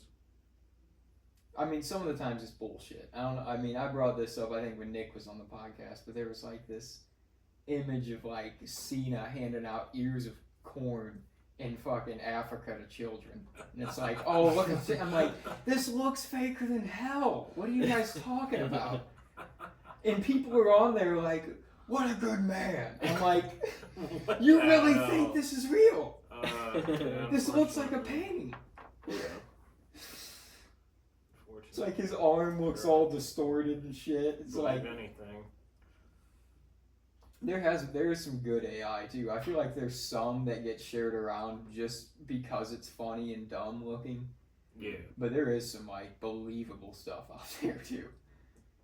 Joe Rogan talked about that on his podcast recently, that like they have voice recognition stuff now to where they can just make, and they have done it with Rogan stuff before, where they make it seem like he's having a conversation back and forth with someone that he's not, or him having a conversation with him and stuff like that, where it's just like, and they can generate things to make it seem like there's certain conversations or certain things that are happening that aren't. And it's like, and if you've sent enough messages or you've spoken enough on a microphone, there's enough of you out there to kind of make something sound believable. Yeah. You know? So it's a weird world we live in 2024, man. Definitely. So vending machines, yeah, they're pretty fair. Fucking vending machines. Alrighty, well, what do you got? I was gonna say something about Cena's last year. Yeah. Right before. Did it have anything to do with it? Well, I have a wrestling topic, Okay. so I'm sure we can kind of just branch into a bunch of stuff. Whenever you guys started talking about Cena and The African children thing. Yeah, that was absurd. And I saw another one, Brock Lesnar too. It was the same kind of thing. But Tiffany Stratton, just in general, I feel like there's a lot of hype behind Tiffany Stratton. And like, I think she's good. Like, she's not one of my favorite women on the roster currently or anything like that. But like, I acknowledge that. And that's the thing, is wrestling wasn't her thing. You know, she was like a college athlete that WWE kind of sought after and picked her up, and she kind of got into wrestling. But like, dude, she's damn good. It's kind of like a Logan Paul situation with the women's division, where it's like this person never was this big fan. They kind of just decide to try this out, and they're actually a natural, you know? Right. Logan Paul just casually throwing the best buckshot lariat out there. Yeah, it's pretty cool to watch him in the ring, honestly. Like, I've never been a big hater of his, you know. What do you think of his work so far, Rob? Logan Paul, I'm a fan of Logan Paul in-ring work. Like I said, he throws the best buckshot lariat out there. Hangman Page, eat your heart out. But I do think it's time for him to lose the U.S. title. And Think LA Knight's taking it from him? yeah. Yeah, it's gonna happen. In Cleveland, man, it's his hometown. So? Yeah, I know. I feel like with his kind of character too, and just being that cocky, smug, like D-bag heel, like it would just fit to have him just like It's in have it Cleveland? squat. Yeah, it's in Cleveland. SummerSlam's in Cleveland, yeah. It's at the Brown Stadium. Interesting. LeBron Gonna James be- is gonna gonna be he's a outdoor. Laker now. I don't know why I just said that. Last year of one night SummerSlams, That's weird. probably. I mean, I know why they did 2 nights of WrestleMania for COVID, but now I don't know if I'm totally on board with every year 2 nights of Mania. I mean, I'm digging it. that's not to say that it hasn't been bad, like night 1 and night 2 of WrestleMania 40. I mean, people are still talking about that. Good shit. Yeah, I think it just kind of spreads it out and makes it a whole weekend. Granted, it's not the Mania we grew up with as kids, where it's just like this one night spectacular, but it does kind of just make it a weekend party. And like, the first Mania ends, and you're like, I still got another Mania. Yeah, You know? that's a good way to look at it. Like, It's kind of a fun 24-hour period between like the next, like the next night. You're like, oh fuck, like what's gonna happen? Like we've already seen some of what it is. Especially with this past where it was night 1, you're thinking, oh, well, it's bloodline rules, so how is, I mean, my thinking anyway was, all right, well, how's Cody gonna take down the entire bloodline instead of just having him versus Roman? Because originally I thought it was gonna be just, oh, okay, they're gonna beat Rock and Roman, and then Cody's gonna go over clean the next night, but I'm really glad that I was wrong. Yeah, just wasn't a clean match. Right, and I mean, you almost never, well, I shouldn't say almost never get a clean finish anymore, but for big stories, it always seemed like WWE's thing is, oh no, we're gonna involve as many people as possible, like from the Attitude Era during that time, and then now they sort of brought it back to that, especially with the presence of Rock and Undertaker.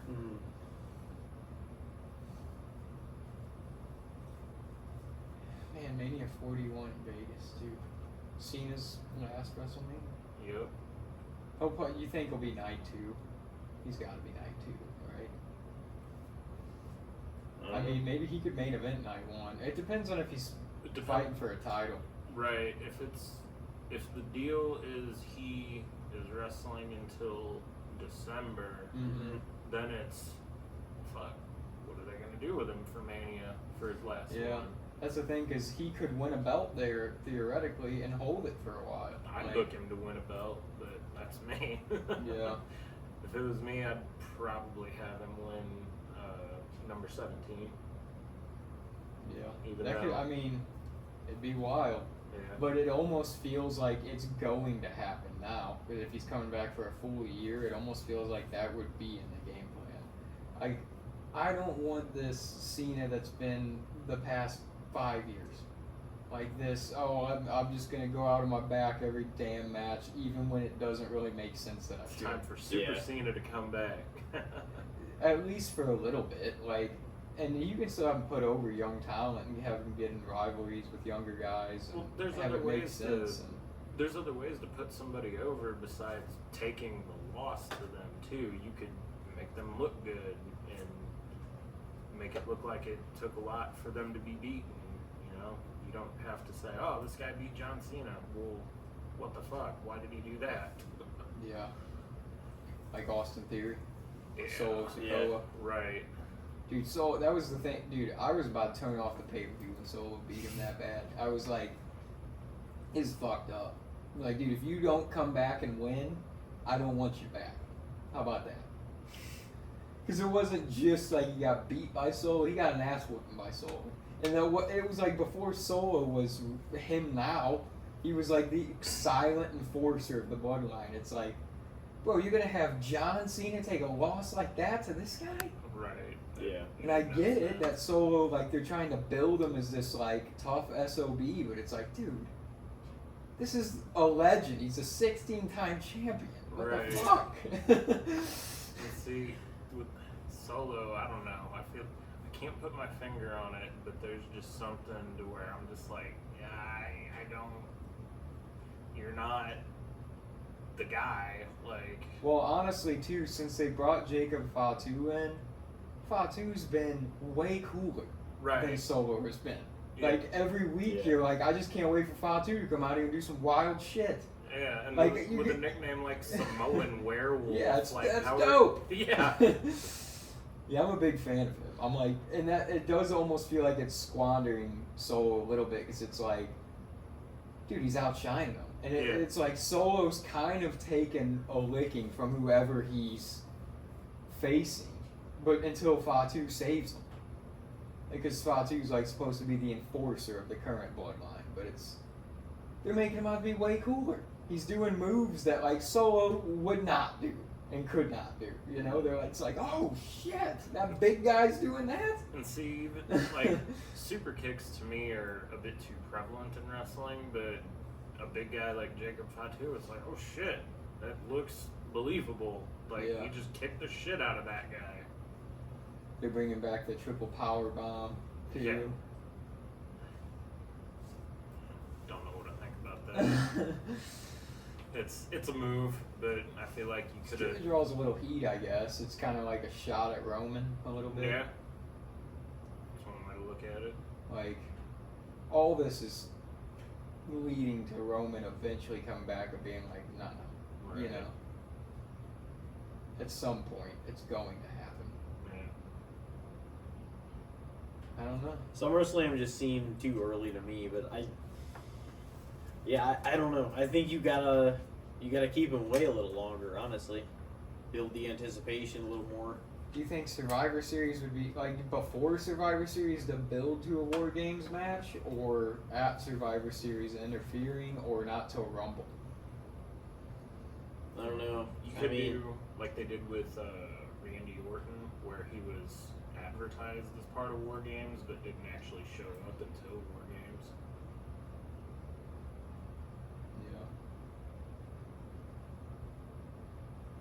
Yeah. yeah. I mean, I don't know. At that point, would it work better as a surprise or better as like a build? Because you could wouldn't, pull a Punk or an Orton in that scenario. Right. you know. I don't know. I mean, Punk definitely had a bigger reaction, but That's because Orton too, like, people suspected he might be back. Like, Yeah. Punk was like speculation, and also it had been so long that he left Right. on such bad terms that people Yeah. are like, is this actually for real? You know? which, if it wasn't for the Young Bucks, it probably still would have been Never Again. It was honestly positioned well though, because it didn't take anything away from the pay-per-view. Like, people were speculating, people were like, okay, I wonder if, and then it happened at the very, very end of the show, like after. So like, it didn't really take away from anything in the show. No. It happened after everything was wrapped, you know, too. And it lit the Chicago crowd on fire, and then it was just over. Yeah. Right. Yeah, that was a pretty superb ending to a show. So honestly, Survivor Series War Games was pretty killer last year. Like the women's match was awesome. The men's match wasn't as good, but like the Punk comeback it just made it. You know? Right. I hope he even remembers the actual match. At least I don't. Yeah, I don't remember a lot of details.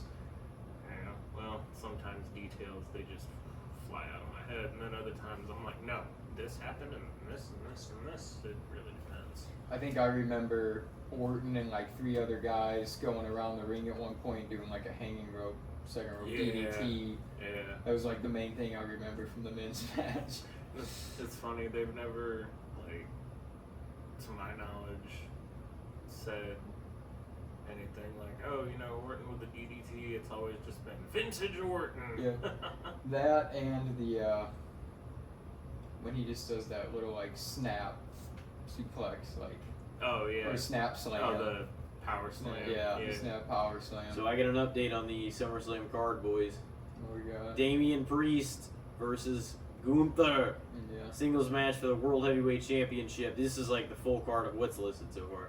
Bailey champion versus Nia Jax for the WWE Women's Championship. Liv Morgan champion versus Rhea Ripley. Singles match for the Women's Championship. Cody Rhodes champion versus Solo Sikoa. Singles match for the undisputed WWE Championship. Logan Paul versus LA Knight for the United States title. Sami Zayn with the Intercontinental Championship versus Braun Breaker. And then CM Punk versus Drew McIntyre in the singles. Oh, shit. Dude, that's crazy that Punk and I didn't McIntyre know is Punk the was only non-title With- match. With Seth freaking Rollins will serve as a special guest referee. That's gonna be match of the night. That's your main event. I mean, they've been building Drew and Punk so hard, it has the main event. I could honestly see Braun taking it from Sammy. Maybe it's too early. I don't know. No, he's taking it. Yeah, I was gonna say Because He Sammy's shouldn't have had. lost at Money in the Braun Bank. Breaker I is gonna think- be I big. think that it was cool that Sammy beat Money in the Bank because it was unexpected and they had a great match. And it also built Braun up and it showed, okay, this isn't just a 4-move ass kicking machine. Like he showed more of his arsenal and that he could go for a 15-minute match, you know, Yeah. with Sammy. I thought that was a fantastic match, but Sammy did win, Of course, that might Yeah. have so I been, feel He like might Braun's lose. taking it. that might have been And the this is- test for Braun. Like, hey, if you can go 15 minutes at Money in the Bank, we'll give it to you at SummerSlam. that'll be big time thing for him if he wins at SummerSlam. In Logan Paul and LA Knight, it almost seems inevitable he's going to turn the belt over to LA Knight. So those both might change hands. Do you think Rhea gets the belt back? Nope. I don't know if she does this early. It seems like she just came back. It'd be way too quick for her to just be like, I'm back, you're done, you know? She Although could though. It's happened before. I mean, it definitely has, but... It's happened notoriously sometimes at SummerSlam. I mean, there's But- definitely that possibility, but I think Dom is going to accidentally, maybe quote-unquote, fuck her over. Yeah. Yeah. Dom just turns. We'll see. Bailey versus Nia Jax, or is Bailey going to retain? Dude, I could see Nia taking that, too. That's the thing. All these belts feel like they could change hands. Is fucking is Priest losing the belt? Yeah. Yeah, think so. it does Hell seem like no. it. You don't? What? You don't think so, huh? No, I think it's too obvious, and that's why I don't think it's gonna happen. So you think it'll happen at Bash in Berlin? Yeah, That feels actually, real obvious, too, Yeah, though. yeah, it does. But they already squandered Drew's hometown pop at Clash at the Castle. What if Damien's just the hometown spoiler? He just fucks Ooh, Drew and Gunther. that'd be funny. But no, actually. So when is Bash at Berlin? Is that right? Is that the one right after It's SummerSlam? the end of August. End of August. August 3rd Okay. is SummerSlam, and on August 31st, that's Bash at Berlin. Okay, so yeah, Priest is gonna win at SummerSlam. Gunther's gonna win his rematch Bash at Berlin. I can see that. He might lose this early, yeah, because then the bigger pop would be in his home. And I mean, this is just giving Damian more and more of a credible reign because people were kind of shitting on it at first. Yeah. Like he's beaten Jay, which was like the most over guy on Raw. He's beaten Drew and Scott, and That would have been kind of rough he's if he had beaten only. Seth. Like he's had some credible wins. Yeah. But here's the thing: he hasn't had any wins that haven't been heavily interfered though. Right. Yeah, which is what could still happen potentially. Yeah. You know. Yeah, you could have. Or Imperium broke up, didn't they? I think he still got Ludwig though, doesn't he? CM Punk and Gunther Drew, just man. hasn't been around recently because he's been saving himself for this match. Because as soon as he won King of the Ring, he's like, "Why do I gotta compete anymore? I know I got a guaranteed title shot." Yeah. You think Seth's gonna fuck CM Punk over? That. Because it seemed like Seth had a little bit of respect for Drew towards the end of Mania. Well, You know? Drew had respect for Punk too. Well, Drew had respect for Rollins too. Like, and even on Rollins' promo to Punk on Raw recently, he was like, Drew came in and cashed in his Money in the Bank. That's fair. He had every right to do that. He was the Money in the Bank winner. He's like, what I don't understand is why you were down there. Like, Yeah. he just That's pinned what it Seth all said on- to Punk. Yeah. Yeah. I think there's a chance. It could be a Shawn Michaels situation with Brett and Taker. Like, he could try to accidentally... Like, he could try to fuck over Punk and accidentally fuck over Drew, and it could lead to this being a three-person thing. Yeah. Like, who It knows? definitely could. Yeah. It could go either way, but Punk, I mean, like, Rollins is definitely playing a role in the outcome, for sure. Oh yeah. Otherwise, he wouldn't be a special guest. Oh yeah, and this feud is not going to be over with one match. There's no way. No It's way. been built up for way too long. Very few things are built up this long before they have a match. Right. You know? I mean, obviously that had to happen because they had to heal up and everything. Yeah. Both of them at different times. But it's still been built pretty fucking well the whole time, you know? It I'll has been. admit, as far as Punk goes, I'll admit I was one of the ones that thought that he did tear his tricep on the same arm twice. I was like, what the hell's wrong with that arm? And then I found out it was one than the other. I was like, oh, well, that's just a bad break. Yeah. But they've continuously built it up, and, you know, he gave that emotional promo on Raw where he's just like, this is nothing but a flesh wound. Like, this is fucking, you know, he's going to be back. And it's just like, well, when the hell is he going to be back? Right, and we got It our was- answer. That was a while. SummerSlam. It's cool, though. I'm glad that it's at SummerSlam. It feels like... Yeah. It makes it It feel real feels, big. honestly, it kind of feels like a bigger SummerSlam, you know? They need to add a couple more matches for sure. But I It's don't at know what 7 else they'd right add. now. Okay, well maybe at least one. Because I mean, a lot of the pay-per-views recently Yeah, have been we 5 need or 6 we need match a cards. tag team match at least. Yeah. There's nothing on there that's tag team. With 2 sets of tag champs, there's no tag match? No, That makes no it's goddamn all sense. singles. It's Both all women's singles, both women's mainly titles title matches. and both women's titles and both mid card championships, and then And Seth and both the men's Drew. titles. Yeah. And the biggest match, the most anticipated match, is probably the match without the belt, any belt. So Mhm. we'll see. They might have like the women's tag titles maybe be defended, or They might as well just throw a lot of the belt. I honestly was always a proponent for like the biggest shows. Maybe not Rumble because the Rumble matches are so long and stuff like that. But the all the big titles should be defended at at least the big pay-per-views. You know what I mean? Yeah. Like all of them. Because it's a big fucking thing. You know, you could lead into some sort of... Maybe some would have stronger feuds than others going in. But you could still defend them all. You know what I mean? If not, like, through the tag teams, like in gauntlets or some sort of other fucking thing. Like, they always did some cool stuff back in the day like that. They would just put a bunch of tag teams in there, you know? And, like, there's TLC matches. You get, like, multiple tag teams in a match just to make it kind of...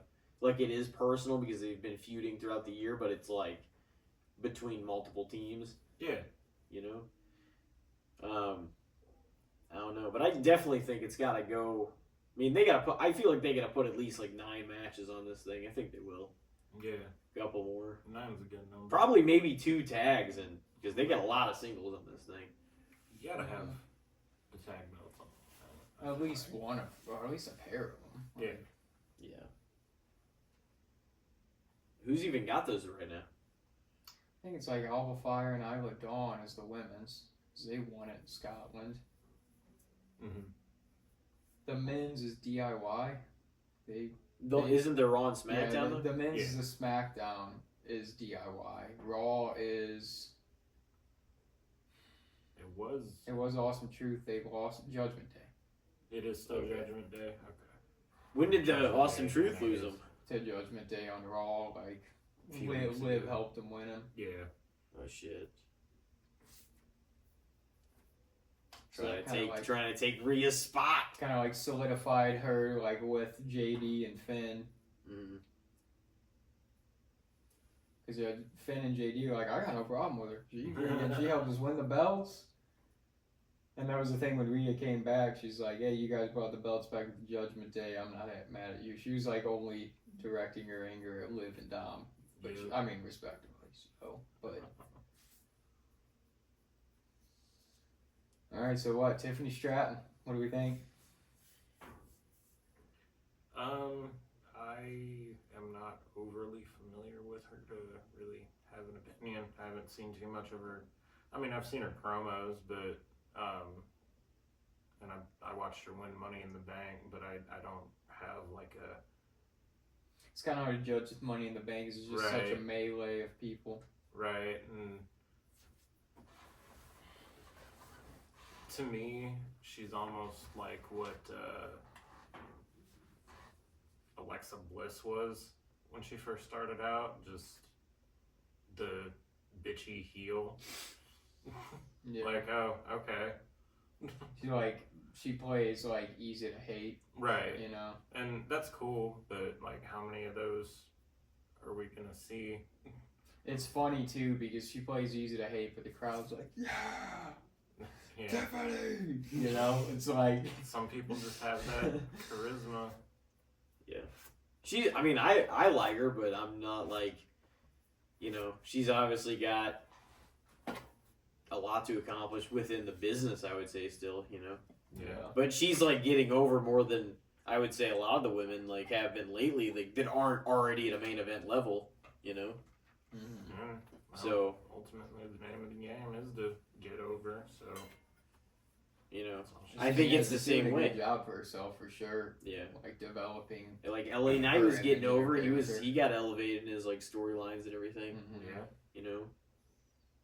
But inevitably, it's more about that anyway. Like what's getting over, like what's selling tickets, what are selling, what's selling merchandise. You know what I mean? Right. So like, I think it's at least a fair, I would say, on Tiffany. Yeah. I'll probably leave it at that. Yeah, I think I'm probably in the same boat as you. Is like I'm in no way down on her, and I feel like her matches are typically pretty entertaining. Mm-hmm. Like she is really talented. she's in the good ring. in ring Yeah. for sure. But I'm not as hype on her either as a lot of people are already like ranting and raving about with her. You know what I mean? I'm not to that level with her for sure. Like I do acknowledge the fact that she's good in ring, but I'm not like And she's getting over. give her all the flowers. Yeah. That's Not all the women are getting over. no. And that's the thing, some of my favorite women in WWE aren't the ones that are the most over. Not all of them. Yeah. You know. Or some have like they've been kind of put to the background, or Yeah. this or that, and like they're not kind of like being positioned in that spot too. I mean, which happens though, because whenever you're trying to create main event talents, they can't all be in the same picture at the same time. Mm-hmm. It gets Right. too convoluted. You need jobbers to make the main event talent. Yeah. Well, and then you need at the big events have to pit those top women and top like men against each other. It's like Yeah. you gotta build towards that. You can't just fucking. Let's just have great matches. Yeah. Well, yeah. I mean, honestly though, but you gotta like build. That's why like it's kind of good that Drew and CM Punk have still not had any matches. Like they should have. I would think a bunch. Like at some point, this feud is gonna cross the line where one of them has the belt and the other one is going to I would be think. feuding for it. But I think at first they gotta have at least one or two matches without the belt. Yeah. Mm-hmm. So But I think because the build has been a long time, we're gonna see this feud play out for sure. Like I could still see them having a Mania match also. Oh yeah, You I know? would almost bet that Yeah. they'll have a match at Mania 41. Yeah, that'd be fucking cool. Yeah. It needs to be a hell of a build. Like we haven't seen anything like built that long. I mean, I guess Cody and Roman was kind of built too a while also. But Like it the second one, dissipated, and then it came back. it did. You know Well, what I and mean? yeah, it was naturally they had to give them other storylines in between, and he had to earn it again. Everything. But this has been built differently because both guys were injured at different points and couldn't get in the ring in that sense. But everything they were still doing outside of the ring and in promos was still interesting and like interfering with matches. You know, it was always it kept it interesting and prevented each other from especially Drew from winning the title. I really almost think that I could see that though if it was the Undertaker Brett Shawn kind of thing, like Drew about to win and then Punk wins because of that. Because I almost feel like Rollins has more disdain for Punk in the feud than like Rollins has for Drew, you know, especially after Mania. Yeah, storyline wise, right. but it could accidentally happen too. But otherwise, if it's a clean finish, I almost see Drew taking their first one-on-one, you know. Mm-hmm. But that's I almost do not at all see Punk taking it just clean. He might win it, but it could be because of some faulty shit, you know, like that we were discussing. Could be one of them gets Yeah, disqualified. they're gonna go back and forth for a while, and maybe Rollins accidentally fucks Drew, and Punk gets the win. But it almost feels like, with how this has been built, that Punk has got the upper hand on Drew more. Like he's truly driven him to tearing his hair out. You know, just like. Dude, he's fucked him out of losing it. championships, you know, like. Yeah, and I mean, Drew got that one beatdown where he was supposed to be fired, where he said he quit on Raw, and then that SmackDown he showed up in Chicago and beat the hell out of Punk. But like, that's all he's done so far. Like Punk cost him the Money in the Bank.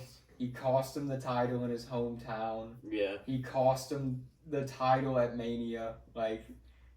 Time and it just this whole year he's been plagued by. Well, he was showboating and then Punk fucked him over and then Damian cashed in his Money in the Bank. So like he just kind of took opportune, you know, of the moment. Yeah. But yeah, I almost feel like they should have had Punk cost Drew the ladder match itself, not actually have him win the briefcase and then cash in and have Punk do his thing there. Just because you could have furthered their feud by having Punk cost Drew, and you could have elevated somebody else by still giving them the briefcase. But well, I think another reason they wanted to kind of change it up too, like maybe they'll give the women like a longer time before they cash it in, and it's Tiffany's got it right. Yeah. So like now it's not going to be a situation where Damian waited so long before he cashed in. It's going to be like, oh well, it's already done for the year. Plus, I think the women could do it or do without it, but like they are going to be positioned as the ones that have the Money in the Bank, still relevant to the storylines. Yeah. But especially because Tiffany's still in the come up, like it kind of makes sense to put it on somebody like that, you know. Sure. But the men's, there's going to be so much else going on before next year's Mania. Like if the Rock gets re-involved, Roman comes back, fucking all these things end up, coming together again with Solo, with fucking. Just a lot of the main event talent from last year with Drew, Rollins, and Punk. Like everybody coming into the fold. I don't think they need the Money in the Bank even as like a piece to make that puzzle come together. That's a fair assessment. I just like the idea of this guy's got the briefcase. Is he gonna cash it in? Oh yeah. Is he gonna be successful? And I mean, you still have that with Tiffany. So I just don't think they probably just were like, let's just. Because last year they waited a long time. Now they like blew it early. Yeah. So it's like now that's like not even like a piece of people always hypothesize about it's gonna happen at Mania. It's gonna happen at this pay-per-view. Now I feel like it's not gonna happen at Mania again for a while. You're right. And see with Priest, I always thought it was gonna. I thought that you would have Judgment Day, neutralize the bloodline, and then Priest cash in on Roman. That's what I thought might have happened at some point, but obviously it didn't. No arguments against that. Shit, I loved watching Cody finish his story. You a Cody guy? Yeah, Cody Crybaby. Did you cry whenever he was kicked out of the match? I mean, I'm not even, I don't in any way, shape, or form dislike Cody Rhodes, but I'm not to the level of some people. But even I was like, that's kind of horseshit, man. Yeah. Well, that's what they were building for so Right. long. So it's like, it did feel weird. Yeah. Because, I mean, they wanted to see that at some point, but now you've built the story and you're going to take another year off before you... Right. That would have been absurd. Yeah. Could have just done Rock and Roman at the Rumble. I think it deserves a Mania match, but it was just not time for it to happen now, even though it's like finally they could make it happen. But it was bad timing because the way they had booked everything prior, you know? Right. I had heard of the potential of Cody Rock. at Yeah, Mania I did 41. too. I did too. So I don't know what that, I guess I would leave Roman to be one-on-one with somebody from the new. I was bloodline. thinking Solo Potentially, yeah. at Mania because that would elevate Solo a lot too to have whether or not he beats or loses to Roman. Or I mean, it could be they could if they really drew it out and Roman didn't return till Royal Rumble. It could be Roman, the Usos, and Sammy versus the new bloodline. Solo, Sammy Tama Uso. Tonga, Tangaloa, and Jacob Fatu. Yeah. Sammy So- and the Bloodline was some of the best shit. Yeah, Sammy that and- was still looking at clips from that era. It's just like, man, I don't think I really appreciated this when it was happening as much as I should have. Like, just so many backstage segments where Sammy was being as goofy as possible, and the Usos were just trying not to break. Yep. Especially Jay. Jay seemed like more often than not he was the one that was They seemed either like they got breaking pretty or close. almost breaking. Yeah. Yeah, Sammy and the Bloodline and R-Truth and Judgment Day. That's two of my favorite. We're gonna take this goofy guy and put him into the serious group. R-Truth and Miz were great too. Yeah. To where, like, because Miz was like, they won the tag belts and Miz was with it. And Truth, like, was accidentally fucking him over, like, would fight for the other team. He's Yeah. like, what are you doing? We're partners.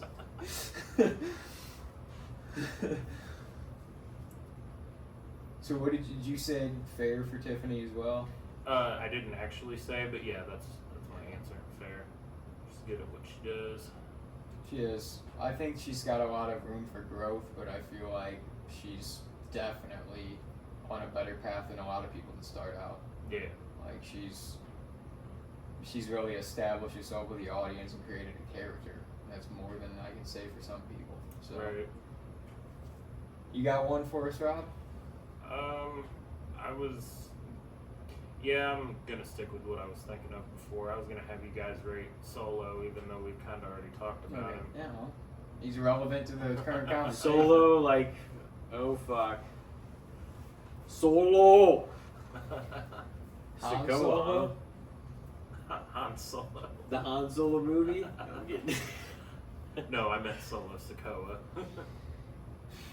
Man, it's hard to say because, like, I always enjoyed Solo as the enforcer in Roman's bloodline. Like, I always thought Solo was kind of cool. And there was that, like, kind of funniness to him where he was kind of the new Usos. Like, where, like, he was so dead serious that, like, they'd go out of their way to try to break him. Yeah. You know what I mean? Like, it was always funny when they would do shit like that. Like, Rock. Yeah. Rock was like, if we win night one, that means it's bloodline rules. He's like, that means I might be sitting at the announce table.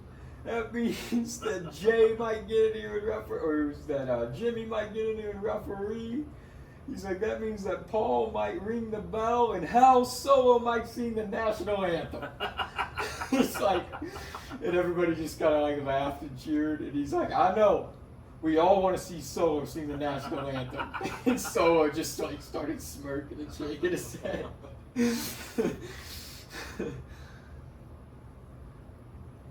Solo Sikoa though, man, that's hard because I do feel like he's got one of the toughest roles he possibly could have to step into.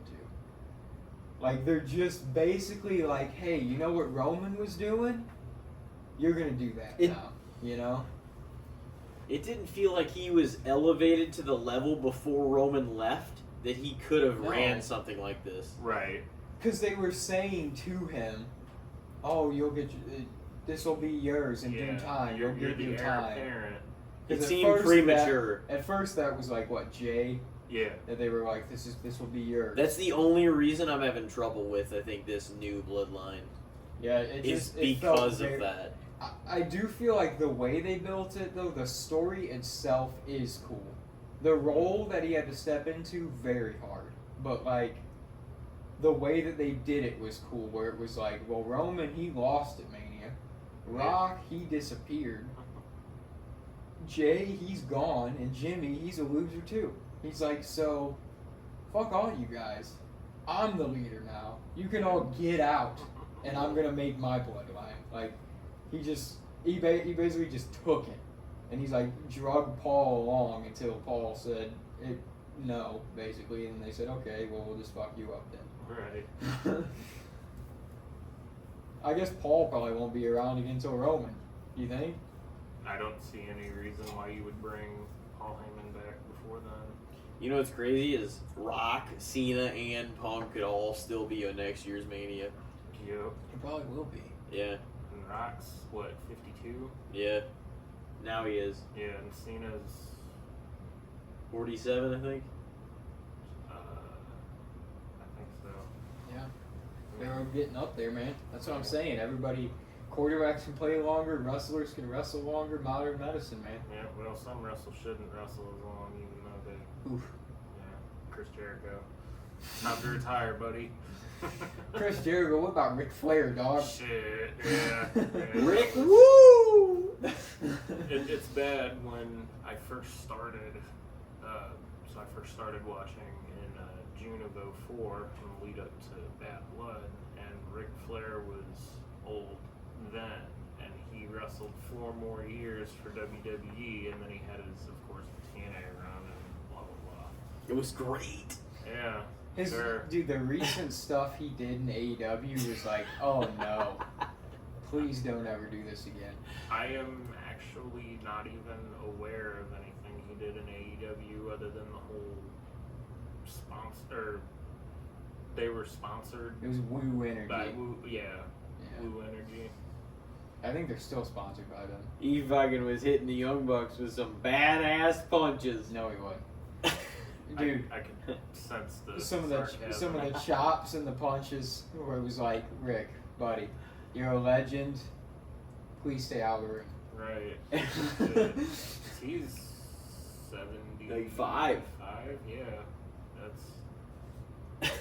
I mean, you even said in his Yeah. last match that it was quite the show. Yeah, he like went down and like was basically having a heart attack during the match, like Oh, yeah. on the fucking mat outside the floor. He was just laying there for like 4 fucking minutes. Like they were kind of like you couldn't really see what was exactly going on, but he was. It just felt like he was down on the mat for a while. I thought I And heard I don't say like. he I'm Yeah, not it was trying to like, disparage goddamn. him either. Like the dude is a legit legend, and he No, he is for he sure. made the wrestling business elevated higher because of him. Like Yeah. he was a true ring general of his era, Mhm. like without a doubt.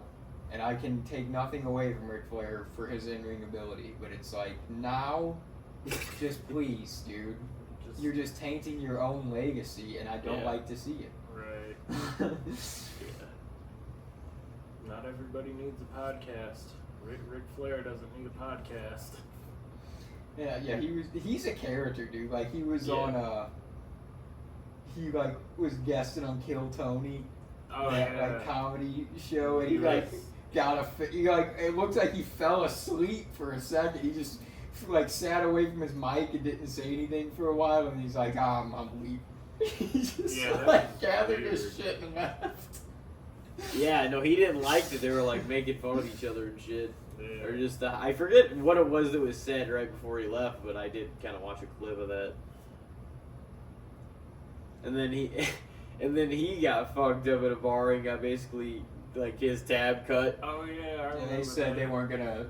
They were done serving him liquor, and he Yeah. just threw a fit. I've done nothing but Put this came place on over. and put this place over. Brought my family here and spent money. Put this place over.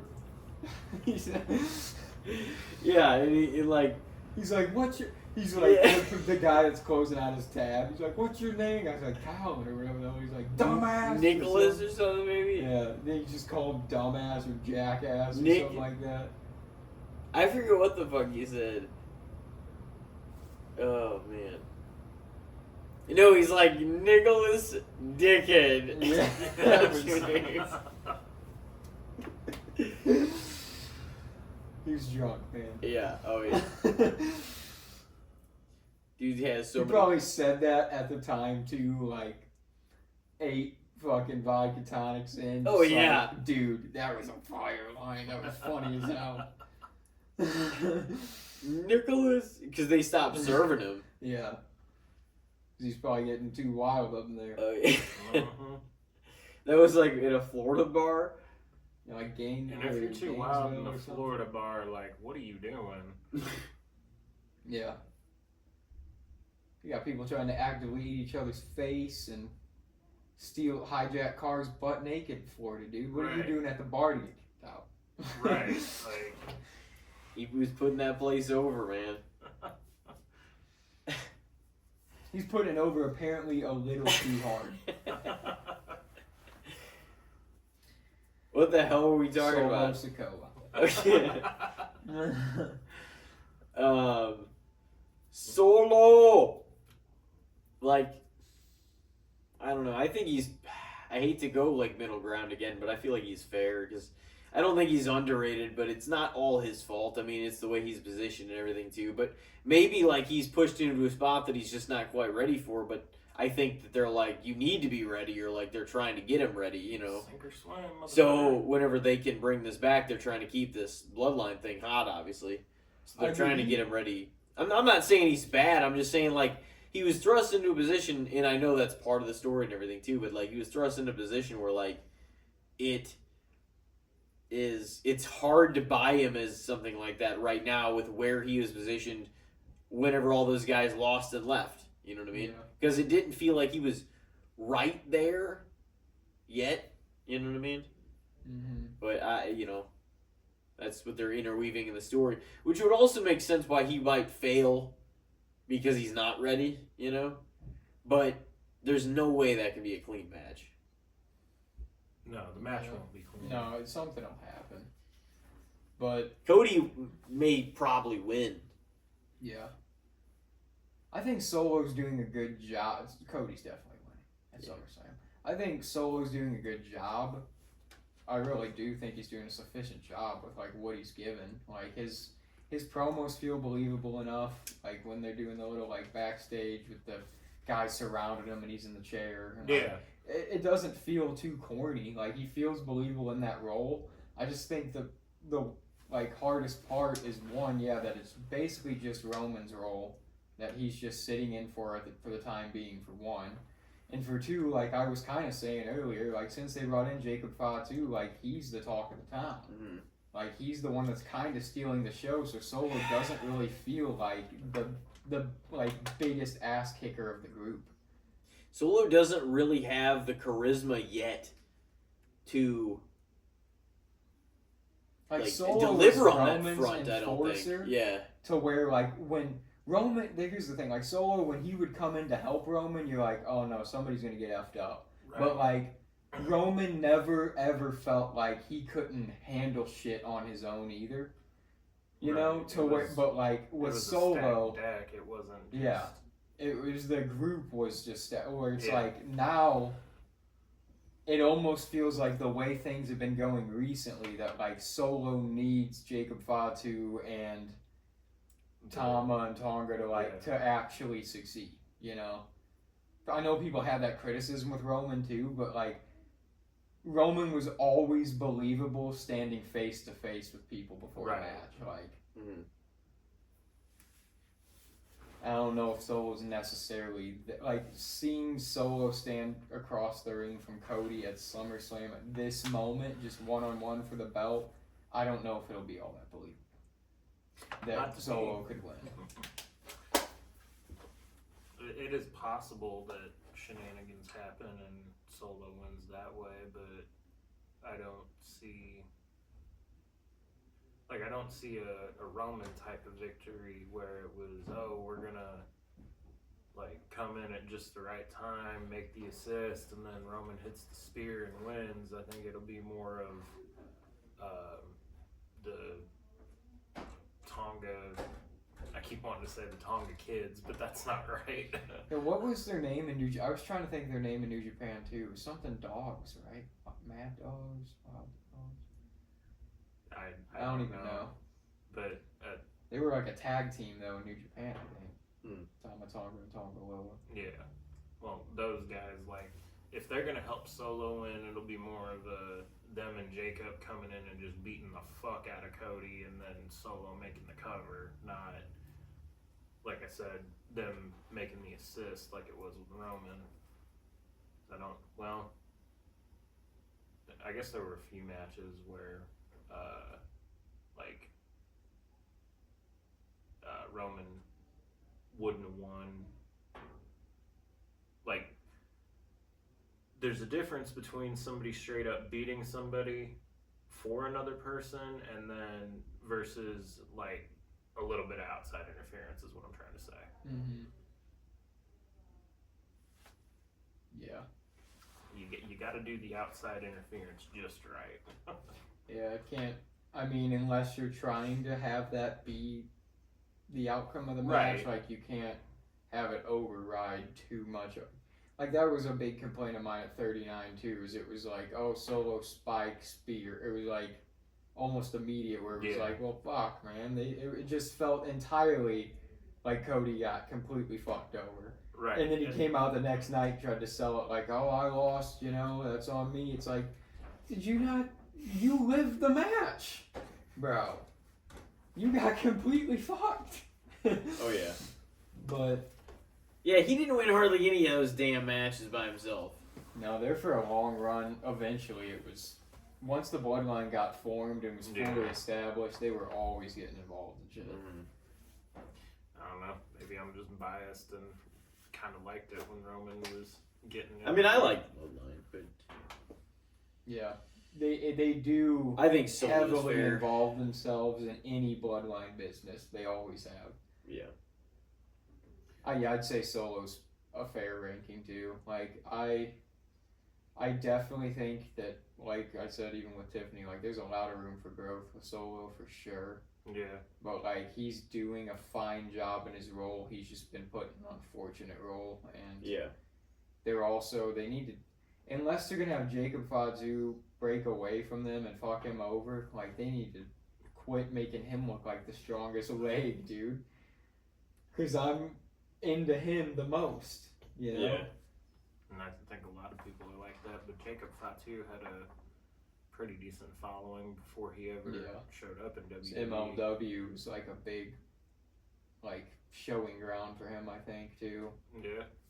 My stepdad used to watch MLW every Saturday, so he would kind of fill me in on what was going on, even though there were some names I just was like, oh, okay, I don't know that name, but good for them. You might know him, though. That's the thing about those smaller wrestling promotions. Any of them could become the next big thing. Yeah. You never know.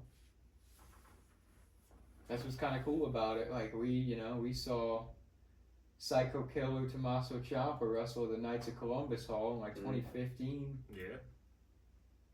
That was kind of a funny, remember he chopped the hell out of that one kid. Yeah, he beat the shit out of that kid. That he looked like he was 19 years old, and like Tommaso just gave him like an old school ass whooping.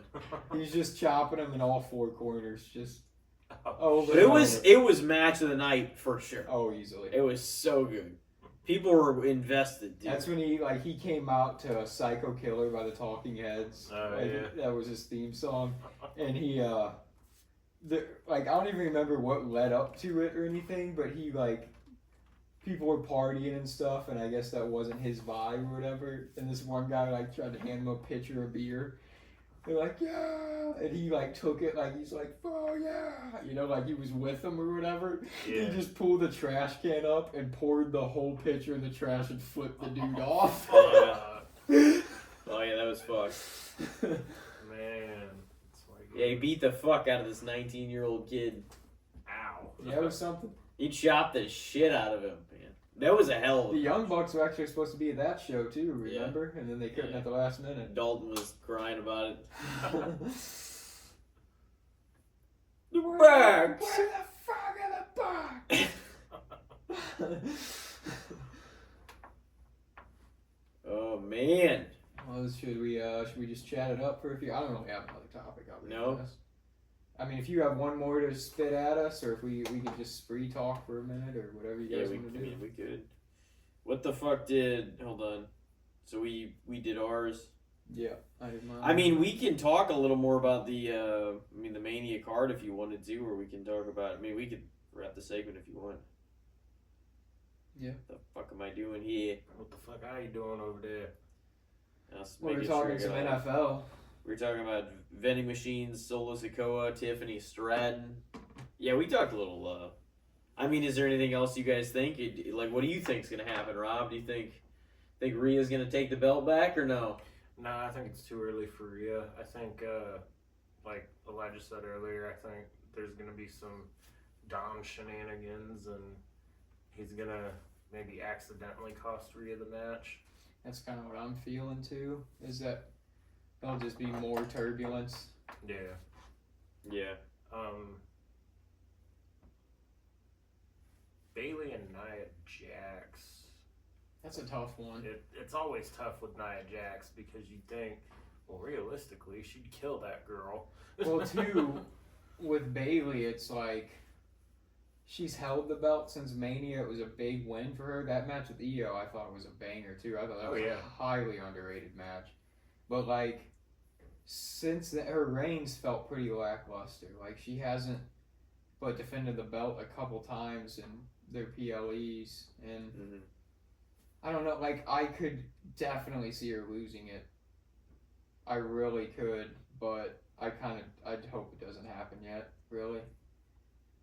Just they're also like Nia's on such a tear recently. Like she won Queen of the Ring. Like nobody's been able to beat her for a minute. She just seems unstoppable. So it's like it does make sense to put the belt on her, and you could even keep it on her till Mania if you do it that way. Yeah. I honestly think, okay, so if we're looking at it, my early prediction, we're going to get together and fucking talk about this shit next week anyway.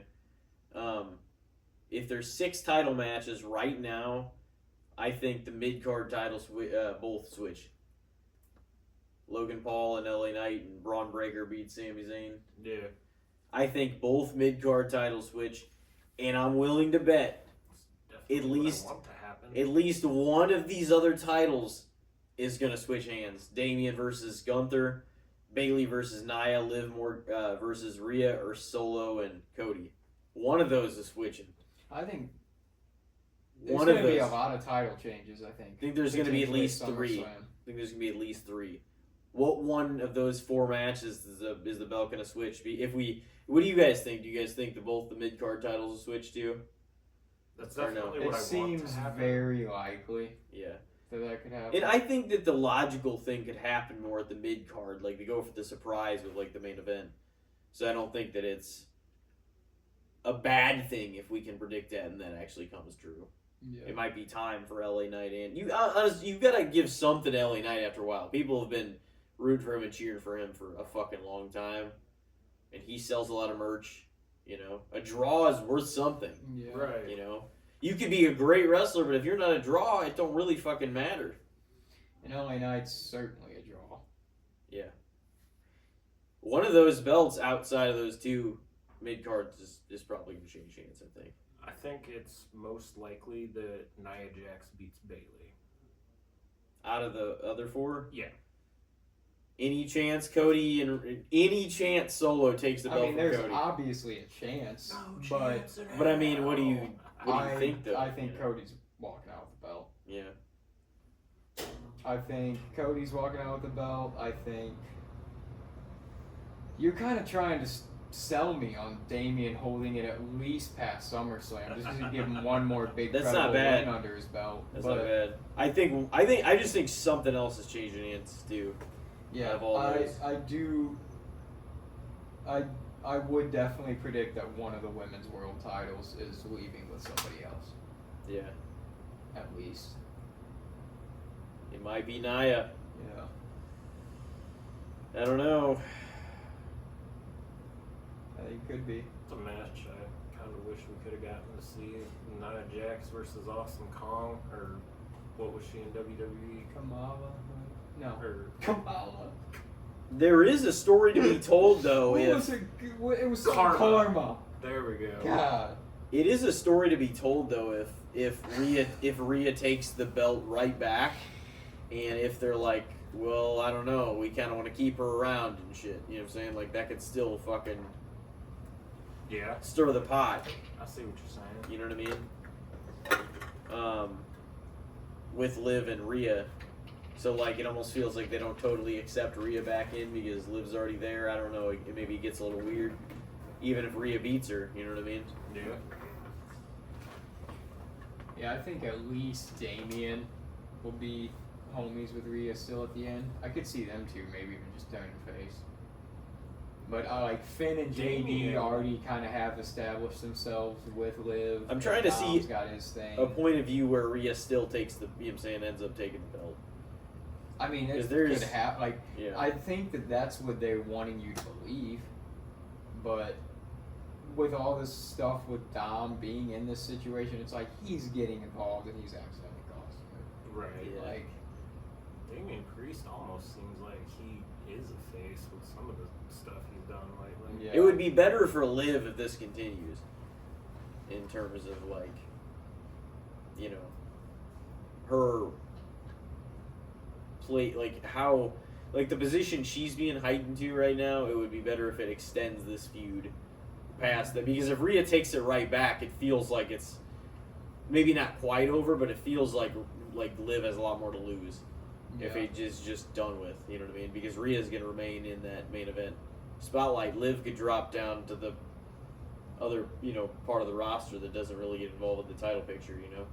Do you guys think that they should do a women's mid-card title? Because I personally don't. I don't think you have enough women on the roster for it. I think if they do, it should definitely be one. Yeah. One, not two. Yeah. One belt. They don't need one for each brand. Like, I get that they're like, oh, well, you know, we want to do more with the women. It's awesome, do, but you, Right. like, just make rivalries Right. and matches. Yeah. Like, not everybody has to just be trying to fight to get to the title Right. all the Yeah. time. Like, people can have blood feuds that they're personally trying to settle something. That's what I don't get either. They used to do that, and now they don't even. It's like, what the fuck? It's like about the titles. They're like, oh, well, I guess we might throw the tag titles on there. We might not. They haven't really treated the women's tag titles like they're really Anything. they have. I mean, I'm not saying no like good athletes or, you know, women have held them, but like, it seems like they haven't really put the nurturing and care into any of the tag women's title storylines that have held up. You know what I mean? Like, it hasn't been like something that's been positioned for you to care about. Like, I would say the entire run. You know what I mean? Like, not that it hasn't at all. I'm saying, like, over the course of it, it hasn't been like, oh, it's continuously interesting. Sometimes it's like, oh shit, I want to see what happens with this. And then other times it's kind of like they're just throwing a whole bunch of tag teams together just to make competitors for the actual women's, you know, titles. Yeah. Who the hell has, you know what I'm saying? Like, That's kind of like there's a few women's tag teams, Right. Yeah. but it's kind of like how the men's were in the early 2010s too, where they throw two women together. They're like, well, we're not It is. doing anything with either of them right now. So It is. Right. It's like, oh, okay. Fuck the other tag teams. yeah. Like Jade and Bianca was kind of thrown together, but it was cool. Right. But like Alba Fire and Isla Dawn winning them, I'm cool with that Yeah. because they're a legit tag team. Right. You know. Like, let's see, early 2000s, fucking Kane and Big Show, Matt Hardy and MVP. Well, some of the like whenever Jericho. whenever they established the like SmackDown tag belts in the like early-ish 2000s, they were kind of tossing people together in certain teams, but like it was kind of cool because the guys that they were like putting together were like main event or like just really cool people. Like Rey Mysterio and Edge were a team. Yeah. That was a sick team.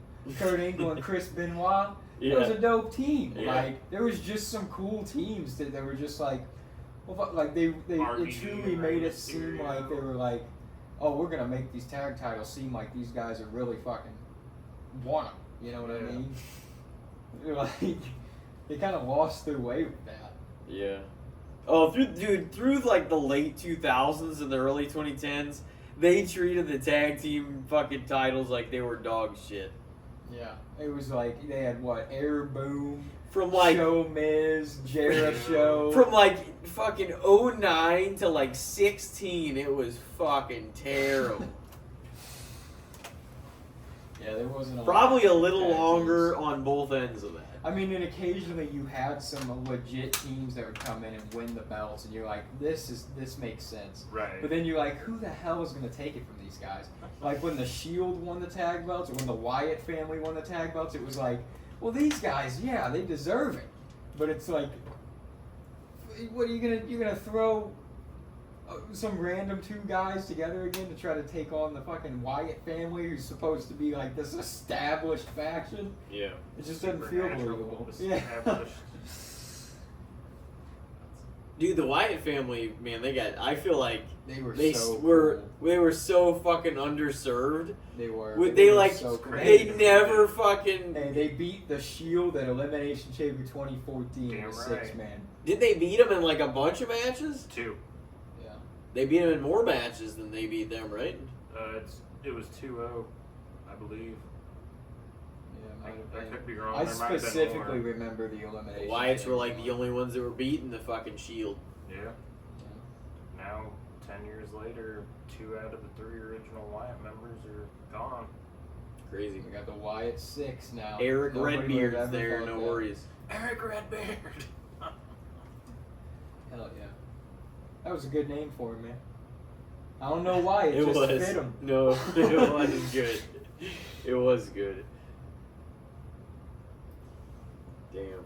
So what do you guys think? Any chance that fucking are you guys both leaning into Damien over Gunther? Well, I originally said it, and I guess I brought Elijah over to my side. Yeah. Yeah, I heard one of the wrestling podcasts I listened to, like a guy saying that on there the other day, and I'm like, that is interesting. Like, they could do that because there's other shows coming, but like, I'm not sold. But then it got brought up again tonight, and then I started thinking about it again. I'm like, man, could it happen? Yeah. Anything could happen. Yeah. I do like Damien too, and I liked him before he had the belt. I liked him before he was the Money in the Bank holder. Like, Yeah. since he's been in Judgment Day, I've been a fan of his. I myself am even kind of bummed in this title reign. I think him and Drew had a pretty great banger of a match at Clash of the Castle. Like, that was a pretty great match. Yeah. But like, I was pretty disappointed with him and Rollins at Money in the Bank. I was just like, man. Well, and a lot of Just people felt like- were blaming Damien for something that was the production truck's fault. Yeah. I mean, I guess you could argue that, oh, the ref's supposed to call it like a shoot. Go make sure you get your shoulder up just in case. But Mhm. at the same time, the ref didn't call it like a shoot. He just went 1, 2, fuck it. Yeah. And then Rollins is like, what?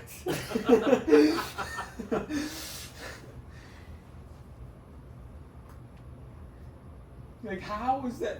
Because even, like, because I remember, like, Graves and Michael, like, tried to sell it on commentary. They're like, oh, I don't know if he got the shoulder up there or not.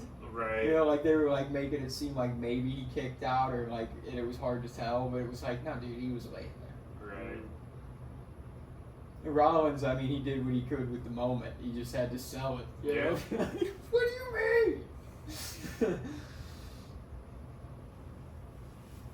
Well, So who do you guys think? I mean, like, what do you think happens in fucking CM Punk and Drew though? I mean, like, who do you think comes out of that the winner? And we still got a little more of a build before this happens, but just long shot in it. Who's gonna win this fucking? My heart says CM Punk, but that's just who I want to win. Mm-hmm. Not anything against Drew. I just feel like, it's Punk's essentially his first match back besides the Royal Rumble, if I'm not isn't mistaken. that insane? Yeah. It'll be 10 months he's been with the company. Well, 9 months he's been with the company. Mm-hmm. It was a while of a build before Rumble too. He was there for like 2 months. 10, yeah.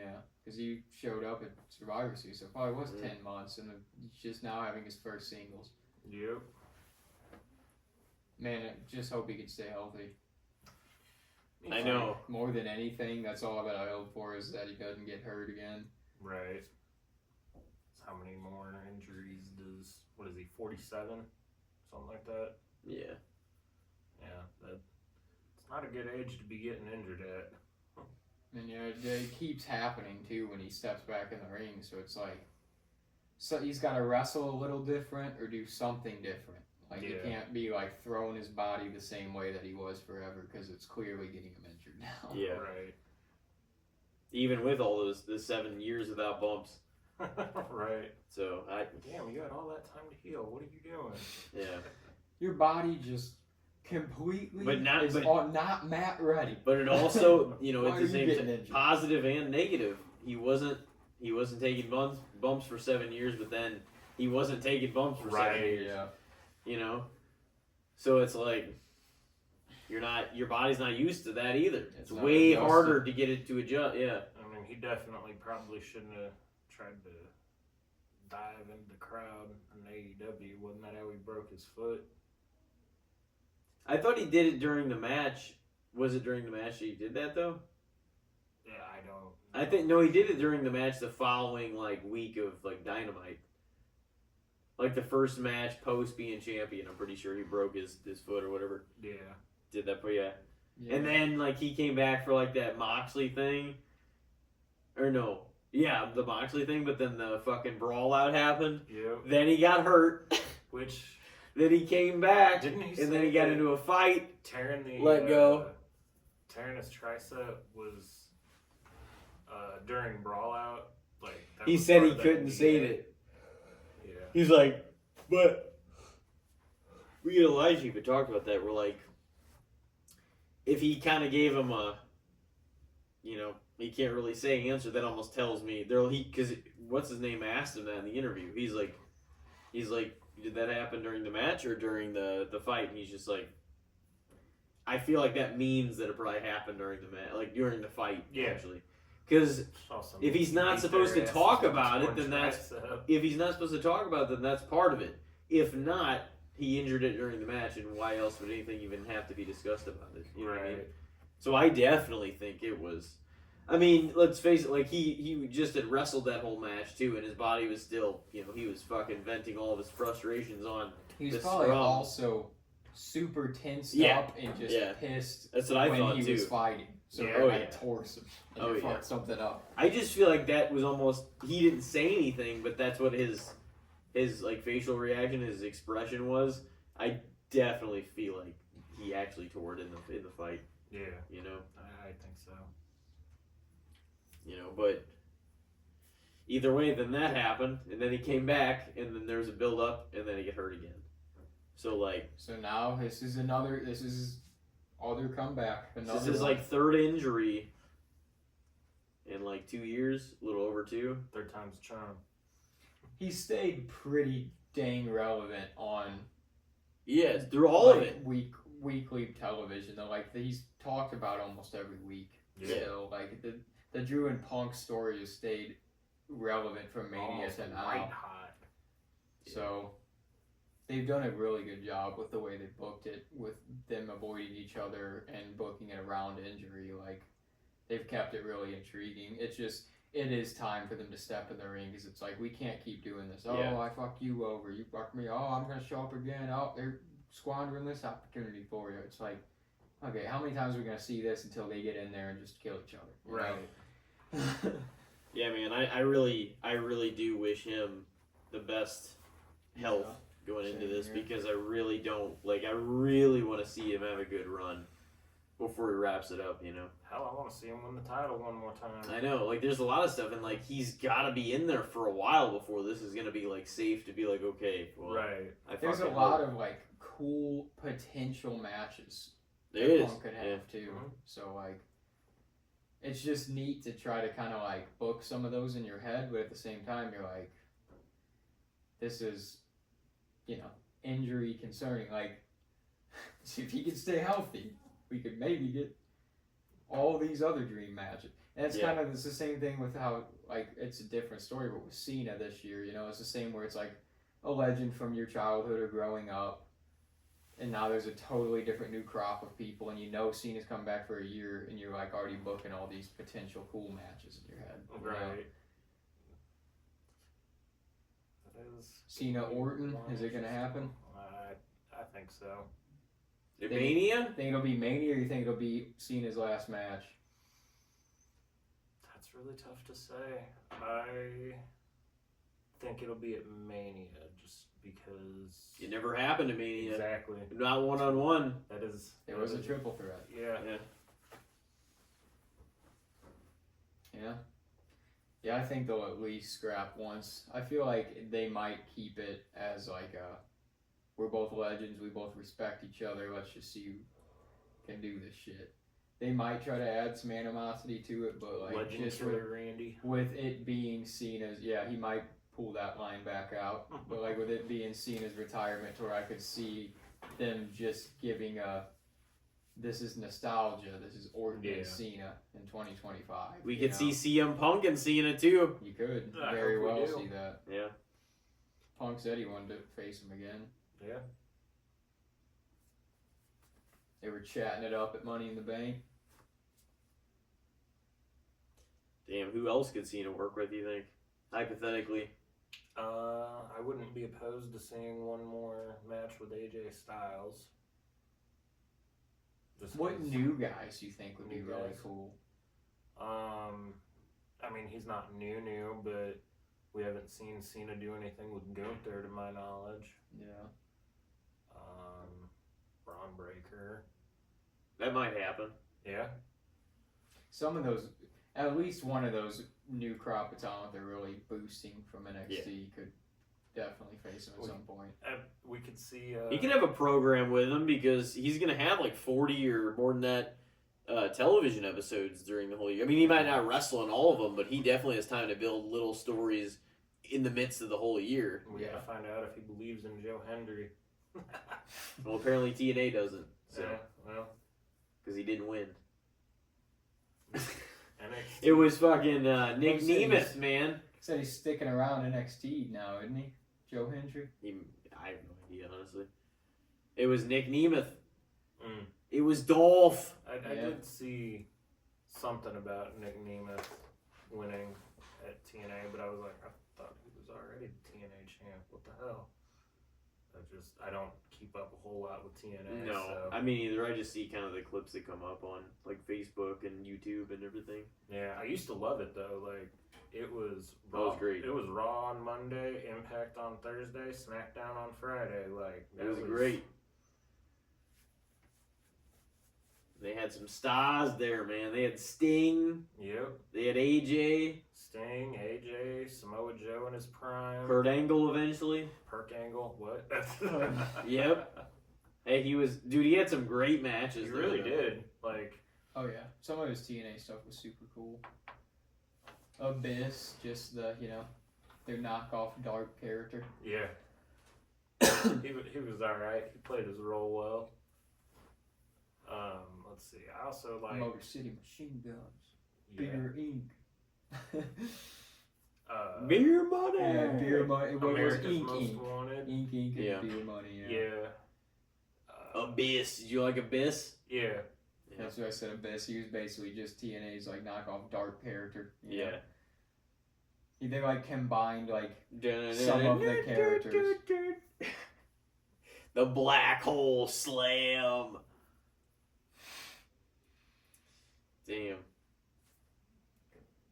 Well, TNA reminiscent. Yep.